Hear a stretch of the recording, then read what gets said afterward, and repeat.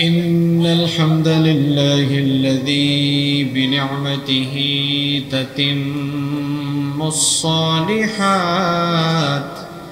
الذي علمنا القرآن وأكرمنا بالإسلام وأنعم علينا بالإيمان.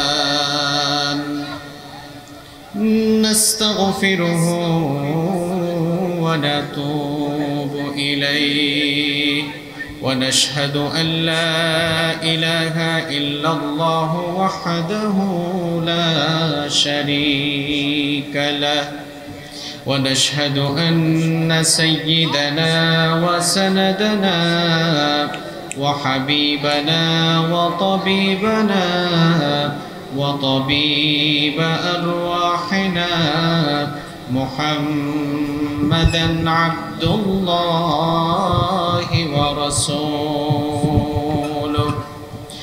أرسله بالحق بشيرًا ونذيرًا وداعيًا إلى الله بإذنه وسراجًا وقمرًا منيرًا.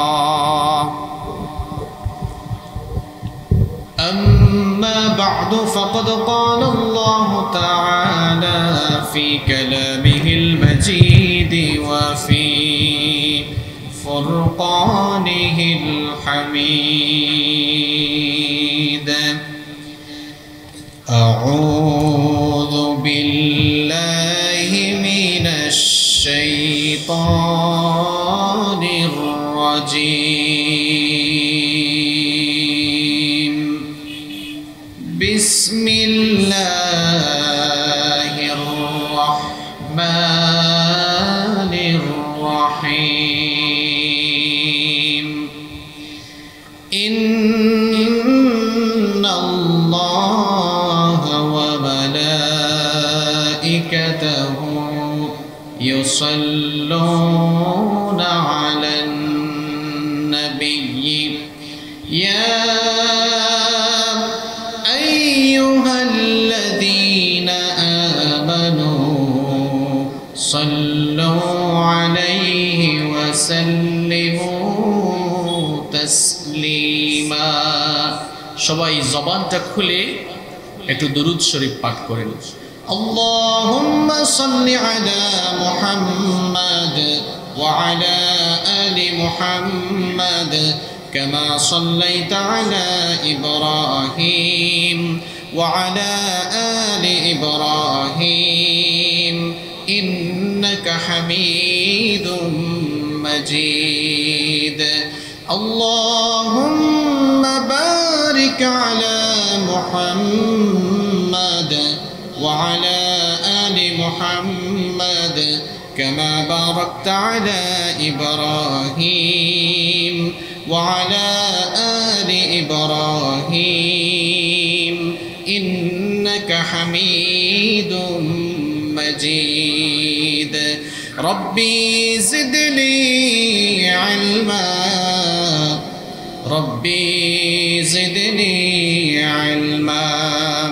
رب اشرح لي صدري ويسر لي أمري واحلل عقدة من لساني يفقه قولي. سبحانك لا علم لنا إلا ما علمتنا إنك أنت العليم الحكيم. صدق الله العظيم.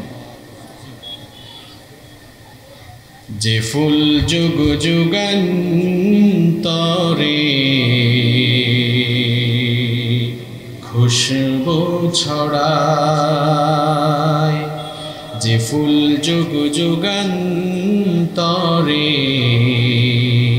খুশবু ছড়ায়, এঁকেছি সে ফুল মোরা, এঁকেছি সে ফুল মোরা মনেরই কাবায়।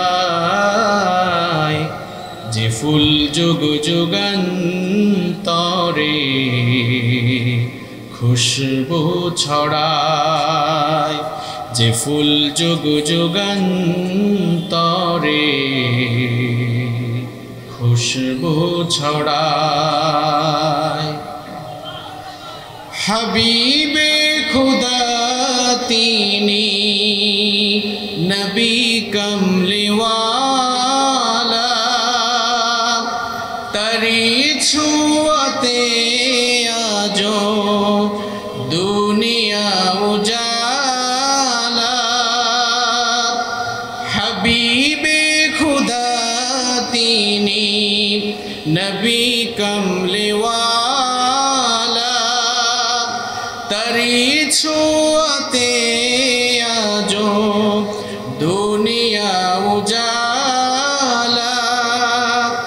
তারি বিরহে দু চোখ অশ্রু ঝরায়, যে ফুল যুগ যুগান্তরে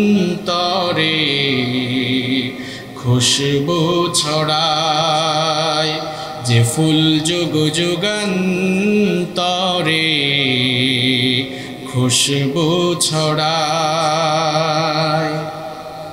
গাহে গুণগান যার খুদ খুদা তাআলা, কবি ও কবি গাথে শত সুরমালা।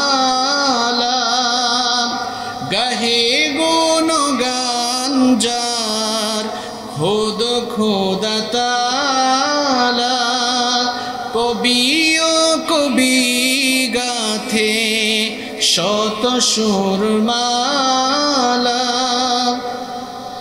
ঝরে শোধাও বিরত কভু না ফুরায়, যে ফুল যুগ যুগান্তরে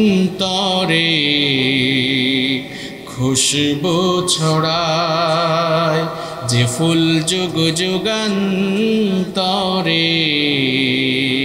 খুশবু ছড়ায়। এঁকেছি সে ফুল মোরা, এঁকেছি সে ফুল মোরা মনেরই কাবায়। যে ফুল মানে কোন ফুল? মুহাম্মদ সাল্লাল্লাহু, যে ফুল যুগ যুগান্তরে। আমার নবী চলে গিয়েছেন, কিন্তু তার আদর্শের খুশবু আজও যুগ যুগান্তর ধরে পৃথিবীতে ছড়িয়ে যাচ্ছে, ঠিক কিনা? এজন্যই কবি লিখেছেন, যে ফুল যুগ যুগান্তরে খুশবু ছড়ায়। এঁকেছি সে ফুল মোরা, এঁকেছি সে ফুল মোরা মনেরই কাবায়। যে ফুল বলেন, যে ফুল যুগ যুগান্তরে খুশবু ছড়ায়, যে ফুল যুগ যুগান্তরে খুশবু ছড়ায়।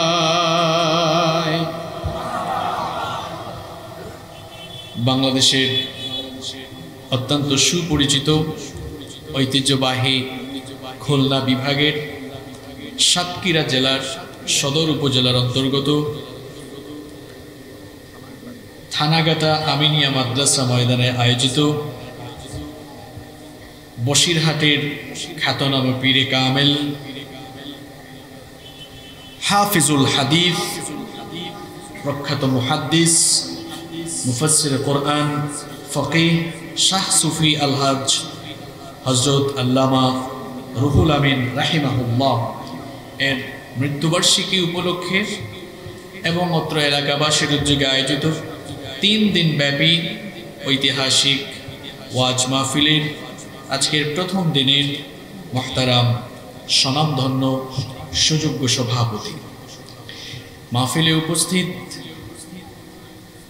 আমার শ্রদ্ধাভাজন উলামায়ে কিরাম, মঞ্চে উপস্থিত অত্র এলাকার সম্মানিত এবং বিশিষ্ট ব্যক্তিবর্গ, উপস্থিত বিভিন্ন রাজনৈতিক দলের সম্মানিত নেতৃবৃন্দ, সামাজিক নেতৃবৃন্দ, আমার আগে কোরআন এবং সুন্নাহ থেকে অত্যন্ত প্রাঞ্জল ভাষায় আলোচনা করেছেন আমার অত্যন্ত প্রিয় মানুষ, বিশিষ্ট আলেমে দ্বীন, আপনাদের এই খুলনা বিভাগের কৃতি সন্তান, আপনাদের অনেকের পছন্দের মানুষ হযরত মাওলানা রাবিউল ইসলাম আতালাল্লাহু উমরাহু ওয়া বারাকাল্লাহু ফি হায়াতিহি। আমরা সবাই বলি আমিন। আমিনের আওয়াজ এত ছোট হলো, হয়তো অনেকে মনে মনে ভেবেছেন হুজুর আরেকজনের জন্য দোয়া করেছেন, এখানে আমরা আমিন বললে আমাদের তো কোনো লাভ নেই। হয়তো অনেকে এমন ধারণা করেছেন, দুই তিনজন ঠিকও বলছে। এই ঠিক বেঠিক এগুলো এখন মাহফিলে ফ্যাশন হয়ে গিয়েছে। যেটা বলতে চাচ্ছিলাম, আপনাদের হয়তো অনেকের এই ধারণা যে হুজুর কান্নাকার জন্য দোয়া করেছেন, আমিন আমরা যদি বলি আমাদের তো লাভ নাই, যার জন্য দোয়া করছে সব তারই লাভ। না, আমার ইসলাম উদার। যদিও আমরা অনেকে সংকীর্ণ মনা, কিন্তু আমার ইসলাম এতটা সংকীর্ণ নয়, ইসলাম উদার। আমার প্রিয় নবী আল্লাহর হাবিব মুহাম্মদুর রাসূলুল্লাহ সাল্লাল্লাহু আলাইহি ওয়াসাল্লাম কি চমৎকার কথাই না বলেছেন।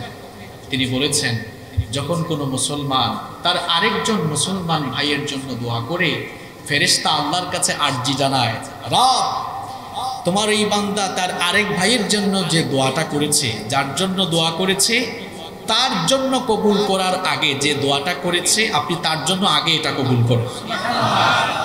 তাহলে আমি আরবিতে বলেছি আতালাল্লাহু উমরাহু ওয়া বারাকাল্লাহু ফি হায়াতিহি, অর্থাৎ বলেছি আল্লাহ তোমার এই বান্দা অর্থাৎ রবিউল ভাইয়ের নেক হায়াত বাড়িয়ে দাও, হায়াতের মধ্যে বরকত দাও।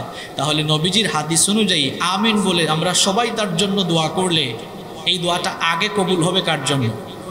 তাহলে আমিন আসতে বললেন কেন? বুঝে শুনে কেউ কি লস করতে চায়? তাহলে আরো আসতে বলেন তো আমিন। দেখছেন সবাই স্বার্থের পাগল আসলে। যাই হোক, আল্লাহ কবুল করেন। মাহফিলের সম্মানিত পরিচালক, তত্ত্বাবধায়ক, আমার শ্রদ্ধা ভাজন বড় ভাই, তিনি বলেছেন কিছুক্ষণ আগে যে অনেক মাহফিল একসাথে একই পোস্টারে নাম থাকে, কিন্তু আমাদের কখনো দেখা হয়নি। আজ প্রথম দেখা হয়েছে। ভাইয়ের আন্তরিকতা, ভালোবাসায় আমি সত্যি অনেক মুগ্ধ হয়েছি। আর সবচেয়ে বড় কথা হলো, কাউকে পাশে বসিয়ে রেখে সামনাসামনি তার প্রশংসা করা ঠিকও নয়। তবে এতটুকুন বলবো, তিনি আপনাদের এলাকার সোনার টুকরা সন্তান। আমার গ্রামের বাড়ি সিলেটে, আমি চিটাগাংয়ে থাকি। চট্টগ্রাম এবং সিলেটে ওনার অনেক সুনাম, সুখ্যাতি, পরিচিতি রয়েছে। সুতরাং আপনাদের এলাকার সোনার টুকরা সন্তান, এবং এটা তো ওনার শ্বশুর বাড়ি, তাই না? সুতরাং ওনার শ্বশুর বাড়ির মানুষরাও আমি বলবো অনেক সৌভাগ্যবান। আপনাদের এই সোনার টুকরা সন্তান গোটা দেশে বিদেশে আজ পরিচিত। আমরা দোয়া করছি আল্লাহ তাআলা যেন তার অন্তরকে কোরআনের নূর দিয়ে আরো মুনাওয়ার করে দেন। এমনিতে তো নামটাই মুনাওয়ার, যদিও আমরা বলি মনোয়ার হোসেন মুনাওয়ার। আমরা দোয়া করছি আল্লাহ যেন আসলেই মুনাওয়ার করে দেন। আমিন। সুন্দর মানুষ, সুন্দর ভাষায় কথা বলেন, দরদ নিয়ে কথা বলেন। এইরকম যেন প্রত্যেক দাঈ ইলাল্লাহ মুখের ভাষাটা একটু নরম সরম হয়। আল্লাহ কবুল করেন। মাহফিলে অনেক বড় বড় আলেম স্টেজে বসে আছেন, যাদের ছাত্র হতে পারলে অনেক সৌভাগ্যবান হতাম আমি। সম্মানিত উলামায়ে কেরাম, মাহফিলে অনেক গণ্যমান্য ব্যক্তিবর্গ এসেছেন, বিভিন্ন প্রতিষ্ঠানের শিক্ষকবৃন্দ এসেছেন।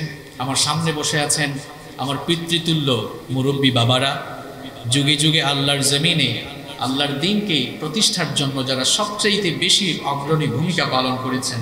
আমার কলিজার টুকরা প্রিয় যুবক এবং তরুণ ভাইয়েরা, স্কুল, কলেজ, ইউনিভার্সিটি এবং বিভিন্ন মাদ্রাসা পড়ুয়া আমার প্রাণ প্রিয় ছাত্র ভাইয়েরা, ঘরে বসে, মহিলা প্যান্ডেল থেকে এবং পর্দার অন্তরায় থেকে যারা শুনছেন, আমার শ্রদ্ধেয়া সম্মানিতা মা এবং বোনেরা, মাহফিল বাস্তবায়নে সহযোগিতা করেছেন প্রশাসনের প্রিয় ভাইয়েরা, উপস্থিত মিডিয়ার প্রিয় কর্মী ভাইয়েরা, প্রাণ প্রিয় সাতক্ষীরাবাসী, আপনারা সবাই কেমন আছেন? আলহামদুলিল্লাহ আমি অনেক ভালো আছি, কারণ এই সাতক্ষীরার মানুষকে আমি অনেক ভালোবাসি। ভালোবাসার মানুষদের সামনে আসলে এমনিতেই ভালো লাগাটা আরো বেড়ে যায়। আলহামদুলিল্লাহ আমাদের সবাইকে ভালো রেখেছেন কে? আমাদেরকে সুস্থতার সাথে বাঁচিয়ে রেখে এই নিয়ামতের জায়গা, বরকতের জায়গা, কোরআনের এই মাহফিলে আমাদেরকে আসার সুযোগ আর তৌফিক দিলেন কে? এজন্য সবটুকুন প্রশংসা আদায় করব কার? হৃদয়ের সকল ভালোবাসাকে উজাড় করে দিয়ে শরীরের সকল শক্তি গলার মাঝ বরাবর এনে যিনি সুস্থতার সাথে বাঁচিয়ে রেখে এই বরকতময় জায়গায় আমাদেরকে আসার তৌফিক দিলেন, তার জন্য আমরা খুশি মনে করছি। আলহামদুলিল্লাহ। প্রশংসা করেছেন কার? লাভটা হয়েছে কার? দেখছেন অবস্থা। আমি যদি এখানে কারো গুণগান গাই, কারো প্রশংসা করি, তো যার প্রশংসা করব তিনি খুশি হবেন। কিন্তু আমরা সবাই মিলে যখন আমাদের রবের, আমাদের মাবুদের প্রশংসা করি, তখন লাভটা কিন্তু আমাদেরই হয়। লাভটা কার হয়? আমাদেরই হয়। লা ইন শাকারতুম লা আযীদান্নাকুম। বান্দা যখন শুকরিয়া আদায় করে, আল্লাহর বড়ত্ব, কৃতজ্ঞতা ঘোষণা করে, আল্লাহ বলেন আমি আমার নেয়ামতের বাড়িধারা বান্দার জন্য আরো বেশি প্রবাহমান করে দিই। সুবহানাল্লাহ। কেমন এক রব পেয়েছি আমরা। আহারে, প্রত্যেকটি দিন, প্রত্যেকটি মুহূর্তে আমরা আমাদের রবের নেয়ামতের সাগরে ডুবে আছি। নেয়ামতের সাগরে নিমজ্জিত থেকে আমরা আমাদের রবের সঙ্গে কত না নাফরমানি করি। আমাদেরকে বাঁচিয়ে রাখছেন কে? আসতে বলবেন না, বাঁচিয়ে রাখছেন কে? আজকের সকাল, আজকের ফজরটা শুরু হয়েছে অনেক মানুষের আহাজারি আর্তনাদ দিয়ে, কিন্তু আমরা যারা সুস্থতার সাথে সকাল শুরু করে এখন পর্যন্ত সুস্থ আছি, এর শুকরিয়া কিভাবে আদায় করবে? প্রত্যেকটি মুহূর্তে আমরা আল্লাহর নেয়ামতের সাগরে হাবুডুবু খাচ্ছি। নেয়ামতের সাগরে ডুবে থেকে আবার যিনি এত নেয়ামত দিয়ে আমাদেরকে এত ভালো রাখছেন, তার সঙ্গেই আমরা সীমালঙ্ঘন করছি, তার অবাধ্যতা করছি। গুনাহের সাগরে নিজেদেরকে আমরা এগিয়ে দিচ্ছি, অথচ আমাদেরকে এই নেয়ামতের সাগরে সার্বক্ষণিকভাবে আমাদেরকে ডুবিয়ে রাখছেন কে? আপনার জীবনে কত নেয়ামত আছে আপনি গণনা করে শেষ করতে পারবেন? ওয়া ইন তাউদ্দু নি'মাতাল্লাহি লা তুহসুহা। বান্দা, তোমাকে কত নেয়ামত দিয়েছি, তুমি যদি গণনা করো, তোমার এই গণনা স্টার্ট হলে তুমি গুনতে গুনতে কিয়ামত হয়ে যাবে। তোমার প্রতি আমার কত নেয়ামত, এটা গুনে তুমি শেষ করতে পারবা না। এত নেয়ামতের মধ্যে আমরা ডুবে আছি। পৃথিবীতে আল্লাহ তাআলা আমাদেরকে যত নেয়ামত দিয়েছেন, তার মধ্যে সবচাইতে বড় নেয়ামতের নাম কি আপনারা বলতে পারবেন? আচ্ছা, ঈমানের পরে সুস্থতা নেয়ামত, কিন্তু এরপরে নিজের দেহকে সুস্থ রাখার পাশাপাশি নিজের মন, অর্থাৎ দেহ, আত্মা সবকিছুকে সুস্থ রাখার জন্য আল্লাহ একটা নেয়ামত দিয়েছেন। ওই বড় নেয়ামতটার নাম কি? সবাই বললেন না তো? মহাগ্রন্থ আল কোরআন। এটা যদি আল্লাহ তাআলা আমাদেরকে না দিতেন, সত্য এবং সুন্দরের ঠিকানা খুঁজে পেতাম না। এই কোরআন যদি আল্লাহ আমাদেরকে না দিতেন, নাজাতের সন্ধান আমরা পেতাম না। কোরআনুল কারীম, এটি আমাদের জন্য সবচেয়ে বড় নেয়ামত। এই যে কথা বলছি, এটাও তো নেয়ামত, এটাও নেয়ামত। পৃথিবীর বহু মানুষ বোবা, কথা বলতে পারে না। সে আপনার দিকে তাকালে আফসোস করে, আহারে আমি যদি তার মতো কথা বলতে পারতাম।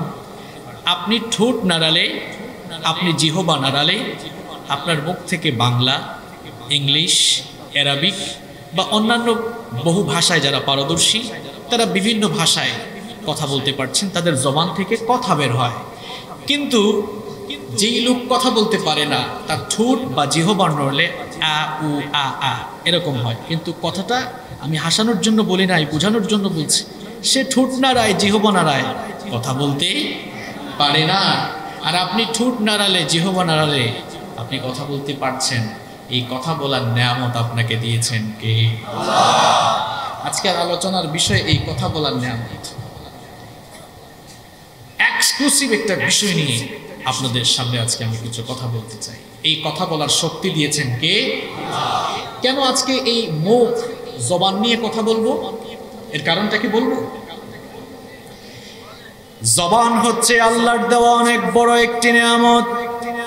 নবীজি বলেছেন এই জবানের অপব্যবহারের কারণে কিয়ামতের দিন সবচাইতে বেশি সংখ্যক মানুষ জাহান্নামী হবে।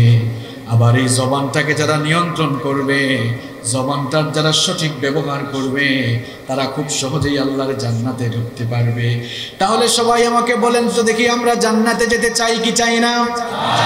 জান্নাতে যদি আমরা যেতে চাই, আল্লাহ নবী কি বলেছেন এবার শুনেন। তিরমিজি শরীফের হাদিস, عن أبي هريرة رضي الله عنه قال سئل رسول الله صلى الله عليه وسلم سيد المحدثين আবু হুরায়রা রাদিয়াল্লাহু আনহু হাদিসটি বর্ণনা করেছেন।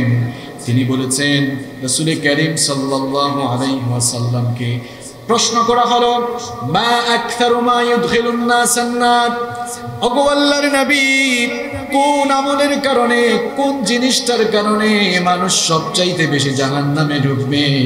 কিসের কারণে মানুষকে জাহান্নামের দিকে নিয়ে যাওয়া হবে? আল্লাহর নবী তখন জবাব দিলেন, দুটো জিনিসের অপব্যবহারের কারণে মানুষকে উপরু করে জাহান্নামের দিকে নিয়ে যাওয়া হবে। সবাই বলেন তো দেখি কয়টা?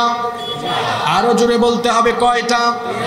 এই দুটো জিনিসের অপব্যবহার করলে নবীজি বলেছেন জাহান্নামে যেতে হবে। আল্লাহর নবী বললেন, এক নাম্বার হলো আলফাম, মুখ, এই জিহ্বা, কথা বলার যে শক্তি, এই জবান শক্তির অপব্যবহার। আর দুই নাম্বার হলো ওয়াল ফারাজ, অর্থাৎ লজ্জাস্থান। এই দুটো জিনিসের অপব্যবহার যারা করবে তারা আল্লাহর জাহান্নামে ঢুকবে। নাউযুবিল্লাহি মিন যালিক।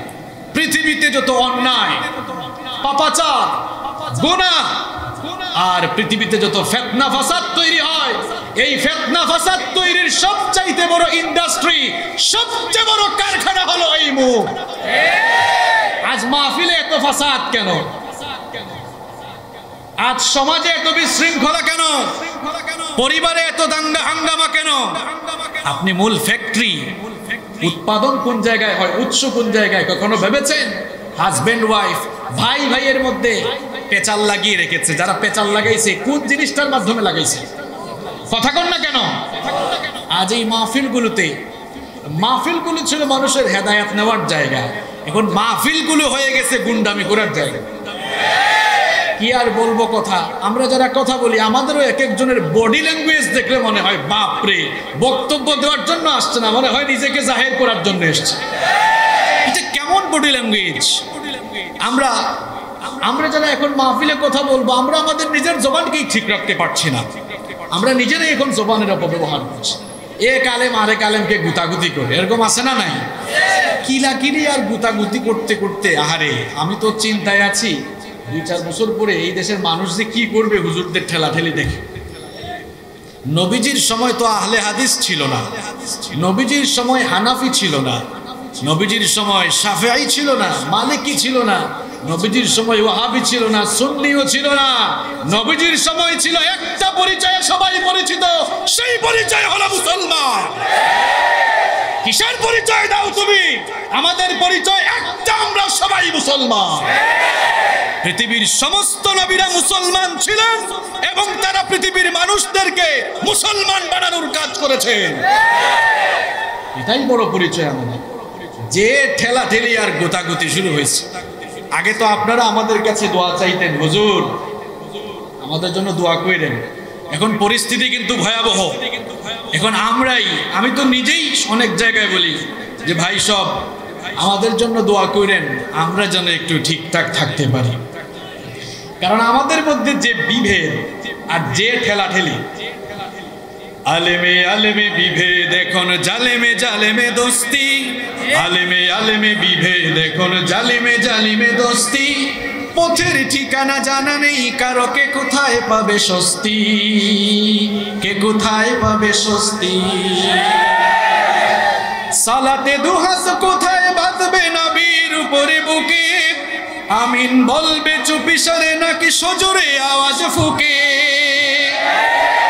ছোট আর ছোট বিষয় নিয়েও চলছে ভীষণ দ্বন্দ্ব, সব দল ভাবে আমরাই ভালো, অন্যরা কালো মন্দ। ফরজ নিয়ে তো মারামারি নেই, নফলে সফল ডুব, টুপির আকার আকৃতি নিয়ে গবেষণা হয় খুব। কি আজীব অবস্থা!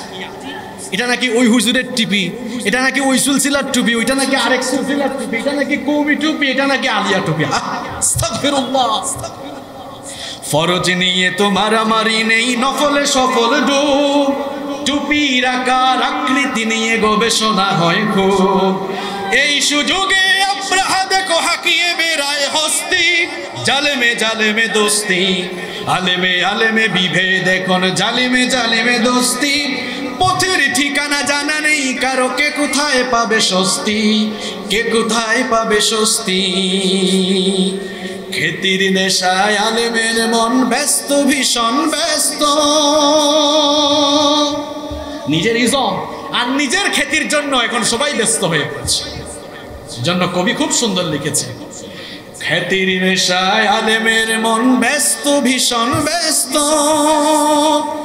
এই সমাজের সব কাজ তাই জালেমের হাতে ন্যস্ত। নিজের হিসাব করে না আলেম, অন্যের কথা ভাবে, বিরোধকারীরা জান্নাতে নাকি জাহান্নামেই যাবে। কাফের ফাসিক লক্ষ ফতোয়া পকেটেই আছে জমা, আল্লাহর কাছে ছাড় আছে তবু তার কাছে নেই ক্ষমা। হেরার চেরাগে চিনতে পারেনি এখনো আপন পথ, জালেমের হাতে চলে গেছে তাই নিজের সাজানো ঘর। হেরার চেরাগে চিনতে পারেনি এখনো আপন পথ, জালেমের হাতে চলে গেছে তাই নিজের সাজানো ঘর। সালতানাতের মিনার হারিয়ে আশ্রয় তার বস্তি, জালেমে জালেমে দোস্তি, আলেমে আলেমে বিভেদ, এখন জালেমে জালেমে দোস্তি। পথের ঠিকানা জানা নেই কারো, কে কোথায় পাবে স্বস্তি, কে কোথায় পাবে স্বস্তি। ঠিক কি না? এই জবান, এটা খুব গুরুত্বপূর্ণ বিষয়। আল্লাহর নবী বলেছেন, এই দুটো জিনিসের অপব্যবহারের কারণে মানুষ জাহান্নামে ঢুকবে। কোন দুইটা জিনিস? এক নম্বর কি বললাম? মুখ। আর দুই নম্বর কি বলেছি? লজ্জাস্থান। আচ্ছা বলেন তো আমাকে, এই পৃথিবীতে যত পাপ বেশি হয়, একেবারে 95% পাপই তো 95-এর চেয়েও বেশি হবে হিসাব করলে এই দুই জিনিসের মাধ্যমেই হয়। যেমন মিথ্যা, মিথ্যা বলার ফ্যাক্টরি উপাদান কোনটা? কথা বলেন না কেন? গীবত করা, চুগলখুরি করার, মানুষকে কটু কথা বলার, কারো বদনাম করার, অপবাদ দেওয়ার, সব তো মুখ দিয়েই হচ্ছে। দেখছেন পাপের উপাদান কোনটা? এই জন্য নবীজি বলেছেন, মুআদ বিন জাবাল রাদিয়াল্লাহু আনহু, নবীজির প্রিয় একজন সাহাবী, মুআদ বিন জাবাল রাদিয়াল্লাহু আনহু একদিন নবীজিকে বললেন, ওগো আল্লাহর নবী, এমন কিছু আমল আমাকে শিখান যা করলে খুব সহজে জান্নাতে যেতে পারবো আর জাহান্নাম থেকে বাঁচতে পারবো। আল্লাহর 5টি আরকানের কথা বললেন। বলার পরে বললেন, মুআদ শোনো, আমার আরো কিছু বলার আছে। এরপরে নবীজি মুআদ বিন জাবাল রাদিয়াল্লাহু আনহুর এই জিহ্বাটা ধরলেন, জিহ্বাটা টান ধরে বললেন, এটাকে কন্ট্রোল করো, জিহ্বাকে নিয়ন্ত্রণ করো। তখন মুআদ বিন জাবাল রাদিয়াল্লাহু আনহু নবীজিকে প্রশ্ন করলেন, তিরমিজি শরীফের হাদিস, তিনি বললেন, ইয়া নবিয়াল্লাহ, হে আল্লাহর নবী, ওয়া ইন্না লামুআখাযুনা বিমা নাতাকাল্লামু বিহ, আমরা মুখ দিয়ে যা বলি এর জন্য কি আল্লাহ তাআলা আমাকে পাকড়াও করবেন, আমাকে ধরবেন? নবীজি তখন বললেন, মুআদ, তুমি কি জানো না এই জবানের অপব্যবহারের কারণেই কিয়ামতের দিন ওই জবান অপব্যবহারকারী লোকদেরকে ফেরেশতারা উপর করে টেনে জাহান্নামে নিয়ে যাবে। নাউযু বিল্লাহি মিন। তাহলে কি মনে করছেন আপনার এই জিহ্বা আছে বলে যে ফডর ফডর করে কথা বলেন, যা মন চায় তাই বলেন? এই জবানের অপব্যবহারকারীরা এরা কিন্তু আল্লাহর পাকড়াও থেকে বাঁচবে না। এই জবানের অপব্যবহার করলে যেমন জাহান্নামে যাওয়া লাগবে, পক্ষান্তরে যে সকল বান্দারা এই জবানের সঠিক ব্যবহার করবে, এই জবানটাকে যারা নিয়ন্ত্রণ রাখবে, তাদের ব্যাপারে সুসংবাদ দিয়েছেন মুহাম্মদ, সবাই পড়েন সাল্লাল্লাহু আলাইহি ওয়াসাল্লাম। বুখারী শরীফের হাদিস, আল্লাহর নবীর হাদিস, বুখারীর বর্ণনা। আন সাহাল ইবনে সাদ আন রাসূলিল্লাহ সাল্লাল্লাহু আলাইহি ওয়াসাল্লাম, সাহাল বিন সাদ রাদিয়াল্লাহু আনহু নবীজি থেকে এই হাদিসটি বর্ণনা করেছেন। নবীজি বলেছেন, মান ইয়াদমানলি মা বাইনা লাহিহি ওয়া মা বাইনা রিজলাইহি আদমানু লাহুল জান্নাহ। আল্লাহর নবী বলেছেন, যে বান্দা, যে লোক দুটো জিনিসের হেফাজত করবে, এক নাম্বার হলো তার দু উরুর মধ্যবর্তী জায়গা অর্থাৎ লজ্জাস্থান, দুই নাম্বার হলো তার দু চোয়ালের মধ্যবর্তী স্থান অর্থাৎ জিহবা। এই মুখ,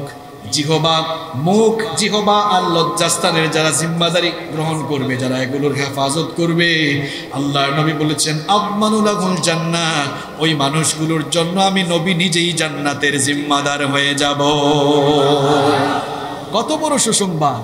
আপনি আপনার জিহ্বাটাকে কন্ট্রোল করেন, আপনার জন্য জান্নাতের জিম্মাদারির দায়িত্ব যিনি নিয়েছেন, কোনো ফেরেশতা নয়, বড় কোনো ইমাম নয়, কোনো ওলিয়া নয়, স্বয়ং আমার নবী মুহাম্মদ সাল্লাল্লাহু। নবীর সাফায়াত চান না কে কে? হাত তুলেন তো। নবীর সাফায়াত চান কে কে? এবার দু হাত তুলে আল্লাহকে দেখা।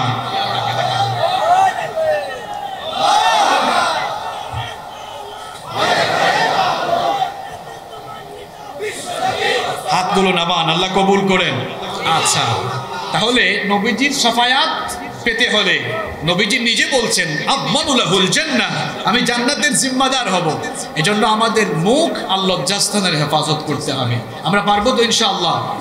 এবার প্রশ্ন হচ্ছে, মানুষ এই জবানের অপব্যবহার কিভাবে করছে? কষ্ট হচ্ছে আপনাদের? দেখেন তো, প্রত্যেক দিন আমরা জবানের অপব্যবহার কেমনে করছি, আমি বাস্তবে আপনাদেরকে দেখাই। এক নাম্বার, এই জবান দিয়ে প্রত্যেক দিন আমরা মিথ্যা বলছি। ব্যক্তি পর্যায় থেকে রাষ্ট্রীয় পর্যায় পর্যন্ত এখন মিথ্যার রিহার্সেল, মিথ্যার ট্রেনিং চলছে। প্রত্যেকটি জায়গায় মানুষ মিথ্যা বলছে, অথচ এই মিথ্যা মানুষকে পাপাচারের দিকে ধাবিত করে। আর যে মিথ্যা বলবে সে জবানের হক নষ্ট করবে, কারণ এই জবানের হক হচ্ছে এই জবান দিয়ে মিথ্যা বলা যাবে, মিথ্যা বলা যাবে না। আর মিথ্যা যারা বলবে সে আর ইমানদার থাকে না, সে মুনাফিক হয়ে যায়। কি হয়ে যায়? কথা বলেন না কেন? কি হয়ে যায়? এটা এম হাসিবুর রহমানের কথা, এটা মোল্লার কথা না আল্লাহর কথা? রব্বুল আলামিন কোরআনুল কারীমের 63 নম্বর সূরা সূরাতুল মুনাফিকুনের প্রথম আয়াতে বললেন, إذا جاءك المنافقون قالوا نشهد إنك لرسول الله والله يعلم إنك لرسوله والله يشهد إن المنافقين لكاذبون। الله تعالى বলছেন, আমার হাবিব, যখন এই মুনাফিকেরা তোমার কাছে আসে তখন তারা বলে আমরা সাক্ষ্য দিচ্ছি তুমি আল্লাহর রাসূল। ওগো আমার হাবিব, এই মুনাফিকগুলোকে আপনি জানিয়ে দেন আল্লাহু ইয়াশহাদু ইন্নাকা লারাসূলুহু, আল্লাহ নিজেই সাক্ষ্য দিচ্ছেন আপনি আল্লাহর নবী। আর এই মুনাফিকগুলোকে বলে দেন ইন্নাল মুনাফিকিনা লাকাযিবুন, মুনাফিকেরা মিথ্যাবাদী হয়, এদের বৈশিষ্ট্য হলো কথায় কথায় মিথ্যা বলা। তাহলে আপনি যে জবান দিয়ে মিথ্যা বলছেন, মিথ্যা বলার পরে আপনি আর মুসলমানের খাতায় নিজের নাম আপনি আটকাতে পারেন নাই, রাখতে পারেন নাই, মিথ্যা বলার পরেই নিজের নামটা মুনাফিকের লিস্টে উঠায় দিচ্ছেন। নবীজি আরো বলেছেন মুনাফিকের বৈশিষ্ট্য 3টি, অন্য হাদিসে আরেকটি বাড়িয়ে বলা হয়েছে 4টি। তার মধ্যে একটি বৈশিষ্ট্য হলো ইদা হাদ্দাথা কাযাবা, মুনাফিক মার্কা লোকেরা যখন কথা বলে কথায় কথায় মিথ্যা বলে। ঠিক বেঠিক বলিয়েন না, খালি এবার বুঝেন। তাহলে মিথ্যা বলার কারণে ইমানদার থাকা যায় না। আর নাম্বার 2 নম্বর হলো মিথ্যা বলার কারণে জবানের হক নষ্ট হয়, জবানের অপব্যবহার হয়। একটু আগে যে হাদিসটা আমরা পড়লাম, এটা নিয়ে আমি বারবার প্রশ্ন করব, বলেন তো জবানের অপব্যবহারকারীরা, জবানের হক নষ্টকারীদের পরিণতি কোথায়? তাহলে মিথ্যা বললে ক্ষতি কয়টা? আজীব অবস্থা, কথা বলেন না কেন? মিথ্যা বললে ক্ষতি কয়টা? মিথ্যা বললে লস কয়টা? দুইটা। এক নাম্বার লস, ইমানদার থাকে না, মুনাফিক হয়। আর মুনাফিকরা কিন্তু জাহান্নামে যাবে না, জাহান্নামের নিচের তলায় যাবে। ইন্নাল মুনাফিকিনা ফিদ দারকিল আসফালি মিনান নার। তাহলে মিথ্যা বলার এক নম্বর ক্ষতি হলো জাহান্নামের নিচতলা। আবু লাহাব আবু জাহালরা উপরের তলায়, আর আপনার কপালে তো খারাপ, মিথ্যা বলে মুনাফিক হইলে আবু লাহাব আবু জাহেলদের নিচের তলায় থাকা লাগবে। দুই নম্বর ক্ষতি হলো মিথ্যা বললে জবানের হক নষ্ট হয়ে যায়, যার পরিণতিও হলো জাহান্নাম। তাহলে জবানের অপব্যবহার থেকে বাঁচতে হলে আমরা কি আজ থেকে মিথ্যার চর্চা করব, নাকি চিরদিনের মতো মিথ্যা বলা বাদ দিব? যারা বলতেছেন না মনে মনে নিয়ত আছে, না হুজুর মাঝে মাঝে তো বলতে হবে। আমরা তো বলি, ফোন দিছে, দোস্ত তুমি কোথায়? আসে বাড়িতে, কয় আমি তো কলরেও আসছি। ফোনে এখন বেশি বেশি মিথ্যা বলা হচ্ছে। কি আর বলবো, এখন কমিটির লোকরাও মিথ্যা বলে। ভাই আপনাদের মাহফিল কোন জায়গায়? হাইওয়ে থেকে বেশি দূরে?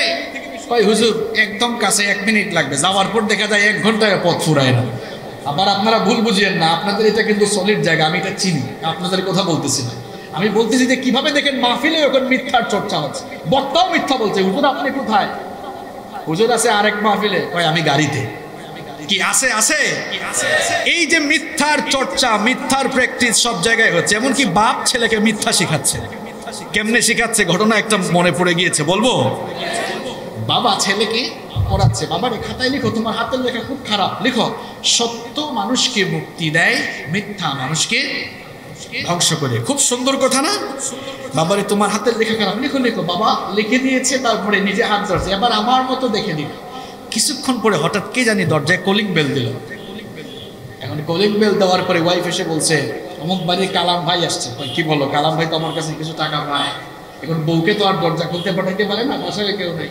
এবার যেই ছেলেকে এতক্ষণ লেখাইলো সত্য মানুষকে মুক্তি দেয়, মিথ্যা মানুষকে ধ্বংস করে, বললো আব্বু একটু যাও তো, দরজা খুলে বলো আব্বু বাসায় নাই। দেখছেন, একটু আগেই নীতিবাক্য শেখালো, আর এখন নিজের ছেলেকে দিয়ে মিথ্যা বলার প্রশিক্ষণ দিল।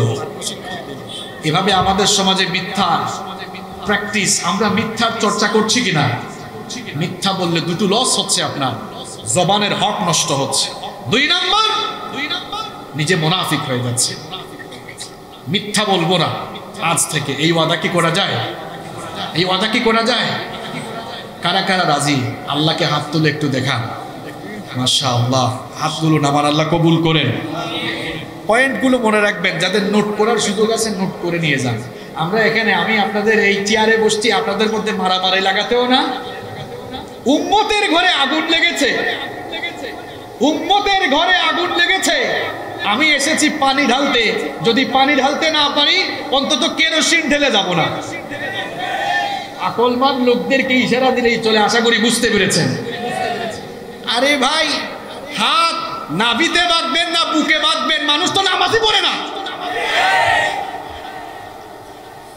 আপনি আছেন এইটা জায়েজ না ওইটা জায়েজ। মানুষ কুরআনই এখনো ঠিক মতো পড়তে পারছে না।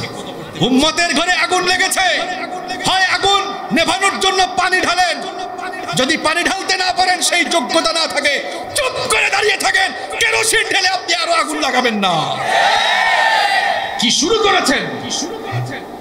আল্লাহ বুঝার তৌফিক দান করেন। সম্মানিত ভাইয়েরা, তাহলে বলছিলাম মিথ্যা আমরা আর বলবো না। মিথ্যা বলবো? আল্লাহ তৌফিক দান করেন। এই জবানের অপব্যবহার কিভাবে আমরা করছি? মিথ্যা বলছি আমরা, অথচ মিথ্যাবাদী। মিথ্যাবাদী দেখেন এরা কত খারাপ। আমি যদি আপনাদেরকে প্রশ্ন করি, বলেন তো কার মুখে দুর্গন্ধ সবচাইতে বেশি? আপনারা বলবেন হুজুর যে দাঁত ব্রাশ করে না, অথবা যার দাঁতে মুখের সমস্যা, তার মুখের দুর্গন্ধ বেশি। না, আপনাদের এই কথা বল। তিরমিজি হাদিসে আল্লাহর নবী বলেছেন, মিথ্যাবাদীর মুখের দুর্গন্ধ এত মারাত্মক, মিথ্যাবাদী যখন মিথ্যা কথা বলে, তার এই মিথ্যা কথার দুর্গন্ধ এত মারাত্মক। ইদা কাযাবাল আবদ, যখন কেউ মিথ্যা বলে, তাবাআদা আনহুল মালাক মিলান মিন নাতলিন মা জাআ বিহি। আল্লাহর নবী বলেছেন, তার মিথ্যা কথার দুর্গন্ধে রহমতের ফেরেশতা 1 মাইল, কোন বর্ণনা এসেছে রহমতের ফেরেশতা মিথ্যা কথার দুর্গন্ধে দৃষ্টিসীমার বাহিরে চলে যায়। নাউযুবিল্লাহি মিন। তাহলে মিথ্যা কথা বলার দুর্গন্ধ এত বেশি যে মিথ্যা বলার দুর্গন্ধে রহমতের ফেরেশতা পর্যন্ত তার কাছ থেকে চলে যায়। তাহলে যার সাথে রহমতের ফেরেশতা থাকে না, তার সাথে সাথী হয় কে? এটাও বলতে পারলেন না, সাথী হয় কে? তাহলে মিথ্যা যারা বলবে তারা কি নবীজির সাথী না শয়তানের সাথী? আমরা শয়তানের সাথী হব নাকি নবীজির আশেক, নবীজির উম্মত হব? নবীজির আশেক, নবীজির উম্মত হতে হলে মিথ্যা বলা ছেড়ে দিতে হবে। আমরা পারবো তো ইনশাআল্লাহ? নাম্বার 2, আসেন এই জবানের অপব্যবহার কিভাবে আমরা করছি দেখেন। এই জবানের অপব্যবহার হয় 2 নাম্বার যে পদ্ধতিতে, এই জবান দিয়ে আমরা খালি গালাগালি করি, যে যেখানে সুযোগ পায় গালাগালি করি। হুজুর দেখলেও গালাগালি, টুপিওয়ালা মোল্লা, হ্যাঁ এই মোল্লা সেই মোল্লা, মৌলবাদী জঙ্গিবাদী, এরকম গালাগালি আছে না নাই? এখন আবার এক হুজুর আরেক হুজুরকে গালি দেয়, এক ভাই আরেক ভাইকে গালি দেয়, একজন আরেকজনকে গালি দিচ্ছে, এক বোন আরেক বোনকে গালি দিচ্ছে। এই যে আমরা গালিগালাজ করছি, গালিগালাজ করে আমরা জবানের হক নষ্ট করছি। 2 নাম্বার মুনাফিকের আরেকটি বৈশিষ্ট্য, ইদা খাসামা ফাজারা, যখন সে ঝগড়া করে তখন অশ্লীল ভাষায় গালাগালি করে। তাহলে গালিগালাজ করলে জবানের হক নষ্ট হয়। আর সবচেয়ে বড় কথা হলো, গালি দিলে সবচেয়ে নিজের লস। গালি দিলে কার লস? যে গালি দিবে তার লস। কথাটা আমার নয়, বলেছেন মুহাম্মদ, পড়েন সাল্লাল্লাহু আলাইহি ওয়াসাল্লাম। তিরমিজি শরীফের হাদিসে আল্লাহর নবী বলেছেন, আল মুস্তাব্বানি মা ক্বালা ফাআলাল বাদি মিনহুমা মা লাম ইয়াতাদিল মাজনুন। যখন 2 ব্যক্তির মধ্যে গালিগালাজের চর্চা হয়, কেউ যখন গালি দেয়, গালিটা প্রথম যে ব্যক্তি দিবে তার উপরেই ওই গালিটা গিয়ে পড়ে যায়। আপনি যাকে গালি দিয়েছেন গালিটা তার উপর পড়ে না। ওই যে বলে না, উপর দিকে থুতু মারলে কার উপরে পড়ে? কি আপনারা আমার কথা বুঝেন না? উপর দিকে থুতু মারলে কার উপরে পড়ে? পানিতে কুড়াল মারলে কোথায় পড়ে? এত সুন্দর যুক্তি দিলাম তাও বুঝলেন না। থুতু মেরে দেখবেন নিজের উপর পড়বে। আপনি ভাবতেছেন গালি দিছি, আপনারা তো অনেক সময় বাপরে বাপ রাগ উঠলে যা তা বলেন, মনে করে আবার বলেও ভাই যা গালি দিছি তারে শান্তি লাগতেছে মনে। গালিটা যে দিলেন নবীজির কথা অনুযায়ী, গালিটা তার উপর পড়লো না সব আপনার উপরে পড়লো? সব আপনার নিজের উপরে পড়ে গেল। আর সবচেয়ে বড় কথা হলো, নবীজি বলেছেন সিবাবুল মুসলিমি ফুসুকুন ওয়া কিতালুহু কুফরুন। কোন মুসলমানকে গালি দেওয়া ফাসিকি আর হত্যা করা কুফর। ইসলাম কি চমৎকার ধর্ম! জঙ্গিবাদ, সন্ত্রাসবাদের সাথে ইসলামের কোনো সম্পর্ক নাই। যারা জঙ্গিবাদ আর সন্ত্রাসবাদের সঙ্গে জড়িত হয়ে মানুষকে বোমা মেরে ফেলছে, এদের সাথে, এদের আদর্শের সাথে ইসলামের কোনো সম্পর্ক। আমার ইসলাম এত সুন্দর, আল্লাহ বলেছেন যে অন্যায়ভাবে একজন মানুষকে হত্যা করলো, ফাকান্নামা কাতালান নাসা জামিআ, সেজন্য সমগ্র মানবতাকে হত্যা করলো। আর যে একজন মানুষের জীবন বাঁচালো, ফাকান্নামা আহইয়ান নাসা জামিআ, সেজন্য গোটা মানব জাতির জীবন বাঁচিয়ে দেন। সুবহানাল্লাহ। তাহলে ইসলাম জঙ্গিবাদ, সন্ত্রাসবাদের দিকে মানুষকে আহ্বান করে না, বরং ইসলাম মানুষকে শান্তির দিকে, নিরাপত্তার দিকে, সত্য আর সুন্দরের দিকে আহ্বান করে। সম্মানিত ভাইয়েরা, তাহলে এই জবানের হক নষ্ট হয় এই জবান দিয়ে মানুষকে অশ্লীল ভাষায় গালিগালাজ করে। এখন তো গালাগালি করার জন্য একটা সুন্দর প্ল্যাটফর্মও আছে। কে বলতে পারেন, বুদ্ধিমান কে আছেন বলেন তো, এটার নাম কি? হ্যাঁ, না, মানে সবাই যেন একটু গালিগালাজ দিতে পারে, লিখতে পারে, একটা জায়গা আছে। হ্যাঁ, ফেসবুকের কমেন্টে গালিগালাজ দেখে প্রোফাইল দিয়ে দেখলে দেখা যায় আমার যে সুন্দর টুপিও লাগিয়েছে, নিজেকে আশিক রাসূল লিখে রাখছে, নবীর উম্মত লিখছে, নিজেকে ভালো মুসলমান দাবি করছে, আবার দেখা যাচ্ছে দাড়িও আছে, কিন্তু কমেন্টের যা অবস্থা, মানে এখন ফেসবুকের কমেন্ট দেখে মনে হয় না যে এটা আসলে মুসলমানের চরিত্র। যা মন চায় তাই লিখছেন, তাই পোস্ট করছেন, যা মন চায় যাকে মন চায় গালি দিচ্ছেন। আপনি মরে গেলেও কিন্তু এগুলা থেকে যাবে, এগুলো কিন্তু ফেরেশতার খাতায় রেকর্ড হয়ে গিয়েছে। এগুলোর কড়াই গন্ডায় হিসাব জেনে নেবেন তিনি কে। কি শুরু করছেন আপনি? যা মন চায় এই জবান দিয়ে তাই বলবেন, আর আল্লাহ আপনাকে ছেড়ে দিবেন। মা ইয়ালফিজু মিন কওলিন ইল্লা লাদাইহি রাকিবুন আতীদ। জবান দিয়ে কি বলছেন আপনি ভাবছেন রেকর্ড হচ্ছে না, সব রেকর্ড করছেন কে? আল্লাহর কাছে সব সংরক্ষিত হচ্ছে, এগুলোর কড়াই গন্ডায় হিসেব হবে। তাহলে জবানের অপব্যবহার হয় 2 নাম্বার, কি দিলে? কথা বলেন, কি দিলে? এমনকি মৃত মানুষকেও গালি দিবেন না। নবীজি বলেছেন লা তাসুব্বুল আমওয়াত, বুখারীর বর্ণনা। মৃত মানুষকে গালি দিও না, কারণ সে তো মারা গিয়েছে, চলে গিয়েছে, তার ফয়সালা এখন কার কাছে হবে? আপনি গালি দিয়ে নিজেকে গুনাহগার করছেন কেন? আল্লাহ তাআলা তুমি আমাদেরকে হেদায়াত দিয়ে আমাদের অন্তরটাকে আলোকিত করে দাও। আরো আসতে বলেন আমিন।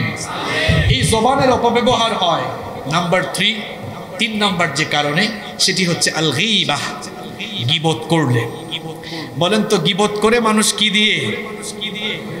মুখ দিয়ে, জিহ্বা দিয়ে তো বলে বলে গীবত করে। এখন প্রশ্ন হচ্ছে হোয়াটস দ্য মিনিং বা হোয়াটস দ্য ডেফিনেশন অফ গীবাহ? এই গীবতের ডেফিনেশন কি এটা আমি বলবো না, গীবতের পরিচয় আমি দিব না, কিংবা কোন আলেম বলেছে সেটাও বলবো না। গীবতের সংজ্ঞা দিব সরাসরি মুহাম্মাদুর রাসূলুল্লাহ সাল্লাল্লাহু আলাইহি ওয়াসাল্লামের ভাষায়। দেখেন নবীজি গীবতের ব্যাপারে কি বলছেন। নবীজি একদিন সাহাবীদেরকে বললেন আতাদরুনা মাল গীবা, তোমরা কি জানো নাকি গীবত কি? গীবতের পরিচয় বলতে পারো নাকি? সাহাবায়ে কেরাম অনেক কিছু জানলেও বিনয় প্রকাশ করে বলতেন আল্লাহু ওয়া রাসূলুহু আ'লাম, এ ব্যাপারে আল্লাহ এবং তার রাসূলই সব চাইতে ভালো জানেন। তারা এই কথা বলার পর নবীজি বললেন আমার সাহাবীরা শোনো, গীবতের পরিচয় আমি তোমাদেরকে দিচ্ছি। যিকরুকা আখাকা বিমা ইয়াকরাহু, গীবত হলো তুমি তোমার ভাইয়ের সম্পর্কে এমন কথা বলে বেড়াবে যেই কথা জানলে বা শুনলে তোমার ভাইয়ের মন খারাপ হবে, যেই কথা শুনলে তোমার ভাই কষ্ট পাবে, এমন কথা মানুষের কাছে বলে বেড়ানোর নাম হলো গীবত। এক সাহাবী বলে উঠলেন ওগো আল্লাহর নবী, ইনকানা ফি আখি মা আকুনু, আমি যা বলি সব যদি আমার ভাইয়ের চরিত্রে থাকে, আমি যা মানুষকে জানালাম, যা মানুষকে বললাম, সব যদি তার চরিত্রের মধ্যে থাকে, তাহলে সেটাও কি গীবত হবে নাকি? নবীজি তখন বললেন ইনকানা ফিহি মা তাকুলু ফাকাদ ইফতারতাহু, যদি তুমি যা বলো তা তোমার ভাইয়ের চরিত্রের ভেতরে থাকে, তাহলে তুমি তার গীবত করলে। ওয়া ইল্লাম ইয়াকুন ফিহি ফাকাদ বাহাত্তাহু, আর তুমি যা বলেছো তা যদি তার চরিত্রে না থাকে, তাহলে তুমি তাকে অপবাদ দিলে। তাহলে আরেকজনের কথা বলে বেড়ানো। আপনি বলতেছেন ভাই মানুষ খুব খারাপ, এটা করছে ওইটা করছে, চুরি করছে, চুরিও করুক, আপনি বলছেন এটা করছে ওইটা করছে। এখন যদি সত্যি বলে থাকেন তাহলে সেটা গীবত হলো, আর যদি তার সম্পর্কে মানুষকে মিথ্যা বলে বেড়ান তাহলে অপবাদ হলো। এখন বলেন তো গীবত আর অপবাদ দুইটাই ভালো কাজ নাকি গুনাহের কাজ? তাহলে ছিদ্রান্বেষণ আমার সমাজে, আমার দেশে ছিদ্রান্বেষণ বেশি না কম? ছিদ্রান্বেষণ মানে বুঝেন, একটু সহজ বাংলায় বলি, কোনো জায়গা ঠিকঠাক আছে, গিয়ে হঠাৎ করে একদম ছিদ্র করে দিছে। এখন আমরা ছিদ্রান্বেষণে অভ্যস্ত হয়ে গিয়েছি। আমরা খালি মানুষের দোষ ত্রুটি তালাশ করি, কে কি করলো এটা দেখি, নিজের হিসাব আমরা করি না। নিজের হিসাব করেন, আত্মসমালোচনা করেন। মানুষকে নিয়ে সমালোচনার আগে নিজের চরকায় তেল দেন। আগে নিজেকে নিয়ে একটু ভাবেন, আয়নার সামনে নিজের চেহারা দেখেন, নিজের চরিত্র আগে ঠিক করেন। গীবত এটি এত মারাত্মক গুনাহ, নবীজি বলেছেন আল গীবাতু আশাদ্দু মিনাজ জিনা, গীবত জিনার চাইতেও মারাত্মক। পরিচিত হাদিস, পরিচিত কথা জানেন। আমি যেটা বলতে চাই, গীবত জিনার চাইতে মারাত্মক হলো কেমনে? কেমনে মারাত্মক হলো? এক সাহাবী বললেন, নবীজিকে প্রশ্নই করে বসলেন যে ইয়া রাসূলুল্লাহ, পড়েন সাল্লাল্লাহু আলাইহি ওয়াসাল্লাম, লিমাযা, এটা কিভাবে হলো? গীবত জিনার চাইতে মারাত্মক হলো কেমনে?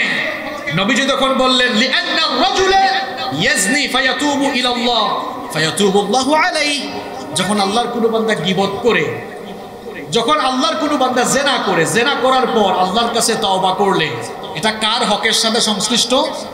আল্লাহ। আল্লাহ চাইলে মাফ করে দিতে পারেন, কিন্তু ওয়াল গীবাতু লা তুগফার হাত্তা ইয়াগফিরাহা সাহিবুহা, কিন্তু যখন কেউ গীবত করে, যার নামে গীবত করেছে, সে যদি তাকে মাফ না করে, আল্লাহ তাকে মাফ করবেন না। কারণ এটা আল্লাহর হক না বান্দার হক? আপনি গীবত করে বান্দার হক নষ্ট করেছেন। বান্দার হক এটা খুব সেনসিটিভ বিষয়। বান্দার হক নষ্ট করে কেউ যদি ওই বান্দার কাছে ক্ষমা না আছে, কাবা শরীফের ইমামের কাছেও গিয়ে তাওবা করে, আল্লাহ তার তাওবা ততক্ষণ কবুল করবেন না যতক্ষণ না ওই বান্দা তাকে মাফ করে। আপনি যে একটু সুযোগ পাইয়াই মানুষের ঘর বাড়ি দখল করেছেন, ঘর বাড়ি থেকে বের করে দিয়েছেন, মানুষের উপরে জুলুম নিপীড়ন চালিয়েছেন, একটু ঈমান এনেছে, ঈমানের কথা বলেছে বলে আপনি ঐক্যবদ্ধ ষড়যন্ত্রের মাধ্যমে ঘরে থাকতে দেন না।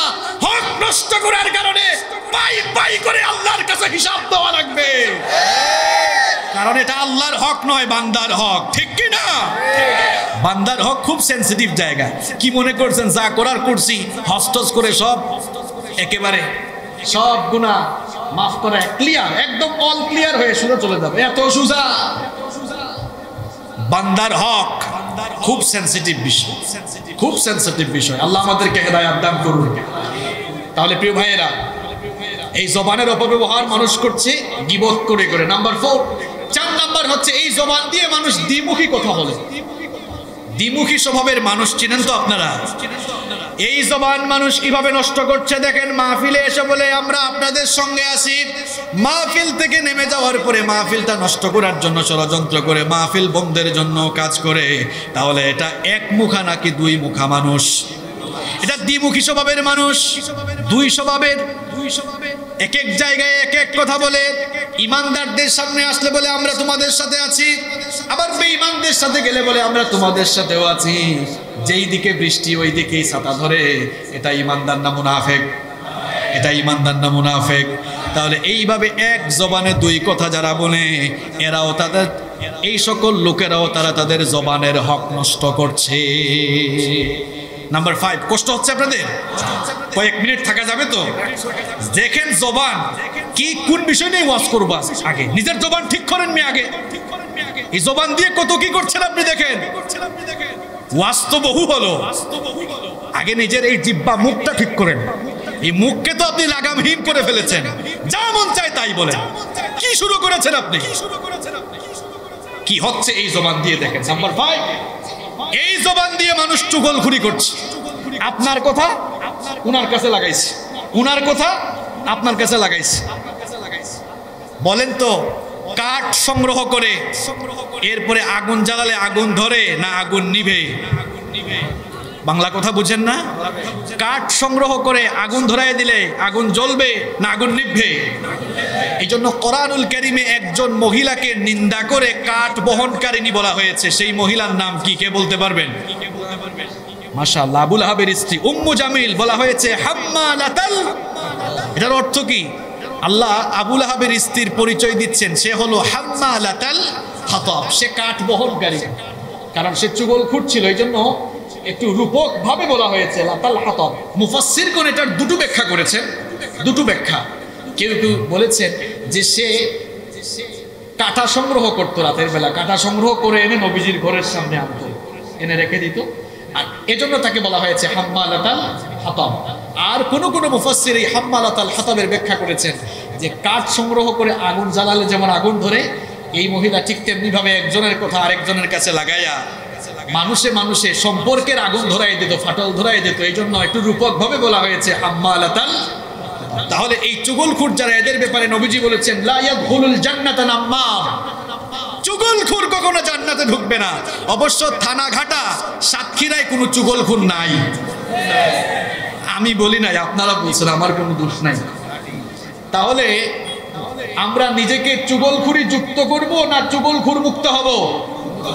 যারা বললেন না তারা কি করবেন? আমরা কি চুগলখুর মুক্ত না চুগলখুর যুক্ত হব? আল্লাহ আমাদেরকে কবুল করো। কষ্ট হচ্ছে না তো আপনাদের? কষ্ট হলে হবে কেমনে? লাইনে তুলছি মাত্র, এখানে না আসল কথাগুলো বলবো, সুযোগ দিবেন তো ইনশাআল্লাহ। দেখেন এই জবান কিভাবে নষ্ট হচ্ছে, এই জবানের অপব্যবহার কিভাবে হচ্ছে। নাম্বার 6 নাম্বার হচ্ছে এই জবান দিয়ে কটু কথা, কঠিন কঠিন কথা বলে মানুষের হৃদয় আমরা ভেঙে দিচ্ছি। এখন তো আমরা হুজুররাই এমন কঠিন কঠিন কথা বলবো, আরে যাকে মন চায় তাকে কাফের বানায় দিই, ফাসিক বানায় দিই। কি অবস্থা! কাফের আর ফাসিক বানায়, মুসলমান আর বানাইতে পারে না। মুসলমান বানানোর কাজ করেন। ওই যে বললাম, উম্মতের ঘরে আগুন লেগেছে, কেরোসিন ঢালবেন না, পারলে পানি ঢালেন, নইলে চুপ করে বসে থাকেন। কটু কথা বলা যাবে না। এই জিহ্বা দিয়ে কটু কথা বলে মানুষের মনে আঘাত দিয়েন না। কেন? দেহের ঘা শুকিয়ে যায়, কিন্তু মনের ঘা জন্য মানুষের মনে কষ্ট দিয়েন না। নবীজি বলেছেন আল মুসলিমু মান সালিমাল মুসলিমুনা মিন লিসানিহি ওয়া ইয়াদিহি। বুখারী এবং মুসলিম শরীফের হাদিস, অনেক পরিচিত হাদিস। নবীজি বলেছেন সেই ব্যক্তি হলো মুসলমান যার জিহবা এবং হাতের অনিষ্ট থেকে অন্য মুসলমান নিরাপদ থাকে। আপনার হাত আর মুখের কষ্ট থেকে যদি অন্য মুসলমান হেফাজত থাকে, নবীজি বলছেন এটাই হলো মুসলিম, এটাই হলো মুসলিম। একবার কিছু সংখ্যক সাহাবীরা নবীজিকে বললেন, হাদিসটি মুসনাদে আহমদের ভিতরে বর্ণিত হয়েছে, এক মহিলা মারা গেল। ওই মহিলা মারা যাওয়ার পর কয়েকজন সাহাবী বললেন, ইয়া রাসূলুল্লাহ, পড়েন সাল্লাল্লাহু আলাইহি ওয়াসাল্লাম। তারা বললেন, এই মহিলা অনেক নামাজ পড়তো, রমজান মাসে রোজা রাখতো, হজ করতো, মাঝে মাঝে দান সদাকা করতো, অনেক ভালো আমল করতো, কিন্তু এই মহিলা তার মুখ দিয়ে প্রতিবেশীকে কষ্ট দিত, মানুষকে কষ্ট দিত। নবীজি তখন বললেন, হিয়া ফিন্নার, সে যতই নামাজ রোজা হজ যাকাত আর যত ভালো আমলই করুক না কেন, তার মুখ দিয়ে মানুষকে কষ্ট দেওয়ার কারণে সে জাহান্নামে যাবে। নাউযু বিল্লাহি মিন। এরপরে আরেক মহিলা মারা গেল। এটা কিচ্ছা শোনাচ্ছি নাকি আপনাদেরকে? মুসনাদে আহমদের হাদিস। এই হাদিস গ্রন্থ লিখেছেন কে? ইমাম আহমদ বিন হাম্বল রাহিমাহুল্লাহ। 40,000 হাদিসের সংকলন করেছেন। আল্লাহু আকবার! কত বড় হাদিসের ইমাম ছিলেন তিনি। ইমাম আবু হানিফা, ইমাম বুখারী, ইমাম মুসলিম, এই যে ওনাদের নামের আগে আমরা ইমাম বলি, কি আপনাদের মসজিদের ইমাম সাহেবের মতো ইমাম নাকি ওনারা? কি মনে করেছেন কত বড় ইমাম? নবীজি বসে আছেন। কিছু সাহাবীরা বললেন, ওগো আল্লাহর নবী, আরেক মহিলা মারা গিয়েছে, খুব একটা নামাজ রোজা করতে পারে নাই, খুব একটা ভালো আমল করতে পারে নাই, কিন্তু তার মুখের ভাষা সুন্দর ছিল, তার মুখ দিয়ে মানুষকে কখনো কষ্ট দেয় নাই, আত্মীয় স্বজন প্রতিবেশীকে কষ্ট দেয় নাই। আল্লাহর নবী তখন বললেন, নামাজ রোজা অল্প করলেও তার মুখের হেফাজতের কারণে হিয়াফিল জান্নাহ, সে আল্লাহর জান্নাতে চলে যাবে। তাহলে জবানের হেফাজত করতে পারবো তো আমরা? আরো আসতে বলেন ইনশাআল্লাহ। এই জন্য নবীজি বলেছেন, বুখারীর বর্ণনা, মুসলিমের বর্ণনা, মান কানা ইউমিনু বিল্লাহি ওয়াল ইয়াউমিল আখির ফালইয়াকুল খায়রান আও লিয়াসমুত। তোমাদের মধ্যে যারা আল্লাহ আর আখিরাতের প্রতি ঈমান এনেছে, হয় সে উত্তম কথা বলবে, নইলে চুপ থাকবে। এই জবান দিয়ে হয় ভালো কথা বলেন, ভালো কথা বলতে না বলে চুপ চুপ চুপ চুপ থাকেন, চুপ থাকেন, না হয় ভালো কথা বলেন। এটা বলেছেন মুহাম্মদ সাল্লাল্লাহু, একটু সাল্লাল্লাহু আলাইহি ওয়াসাল্লাম জবান থেকে বের হয় না। এক ভয়ঙ্কর সতর্কবার্তা দিলেন নবীজি। নবীজি বললেন, আমার নাম শোনার পরে যে আমার উপর দুরুদ হিসাবে সাল্লাল্লাহু আলাইহি ওয়াসাল্লাম পড়লো না, সাল্লাল্লাহু আলাইহি ওয়াসাল্লাম এটা দুরুদ। এটা অর্থ কি? নবীজির উপরে দুরুদ বর্ষিত হোক, শান্তি বর্ষিত হোক। নবীজি বলছেন, যে আমার নাম শুনে দুরুদ পড়লো না, সেজন্য তার ঠিকানা জাহান্নামে করে নেয়। আমরা কি জাহান্নাম থেকে বাঁচতে চাই কি চাই না?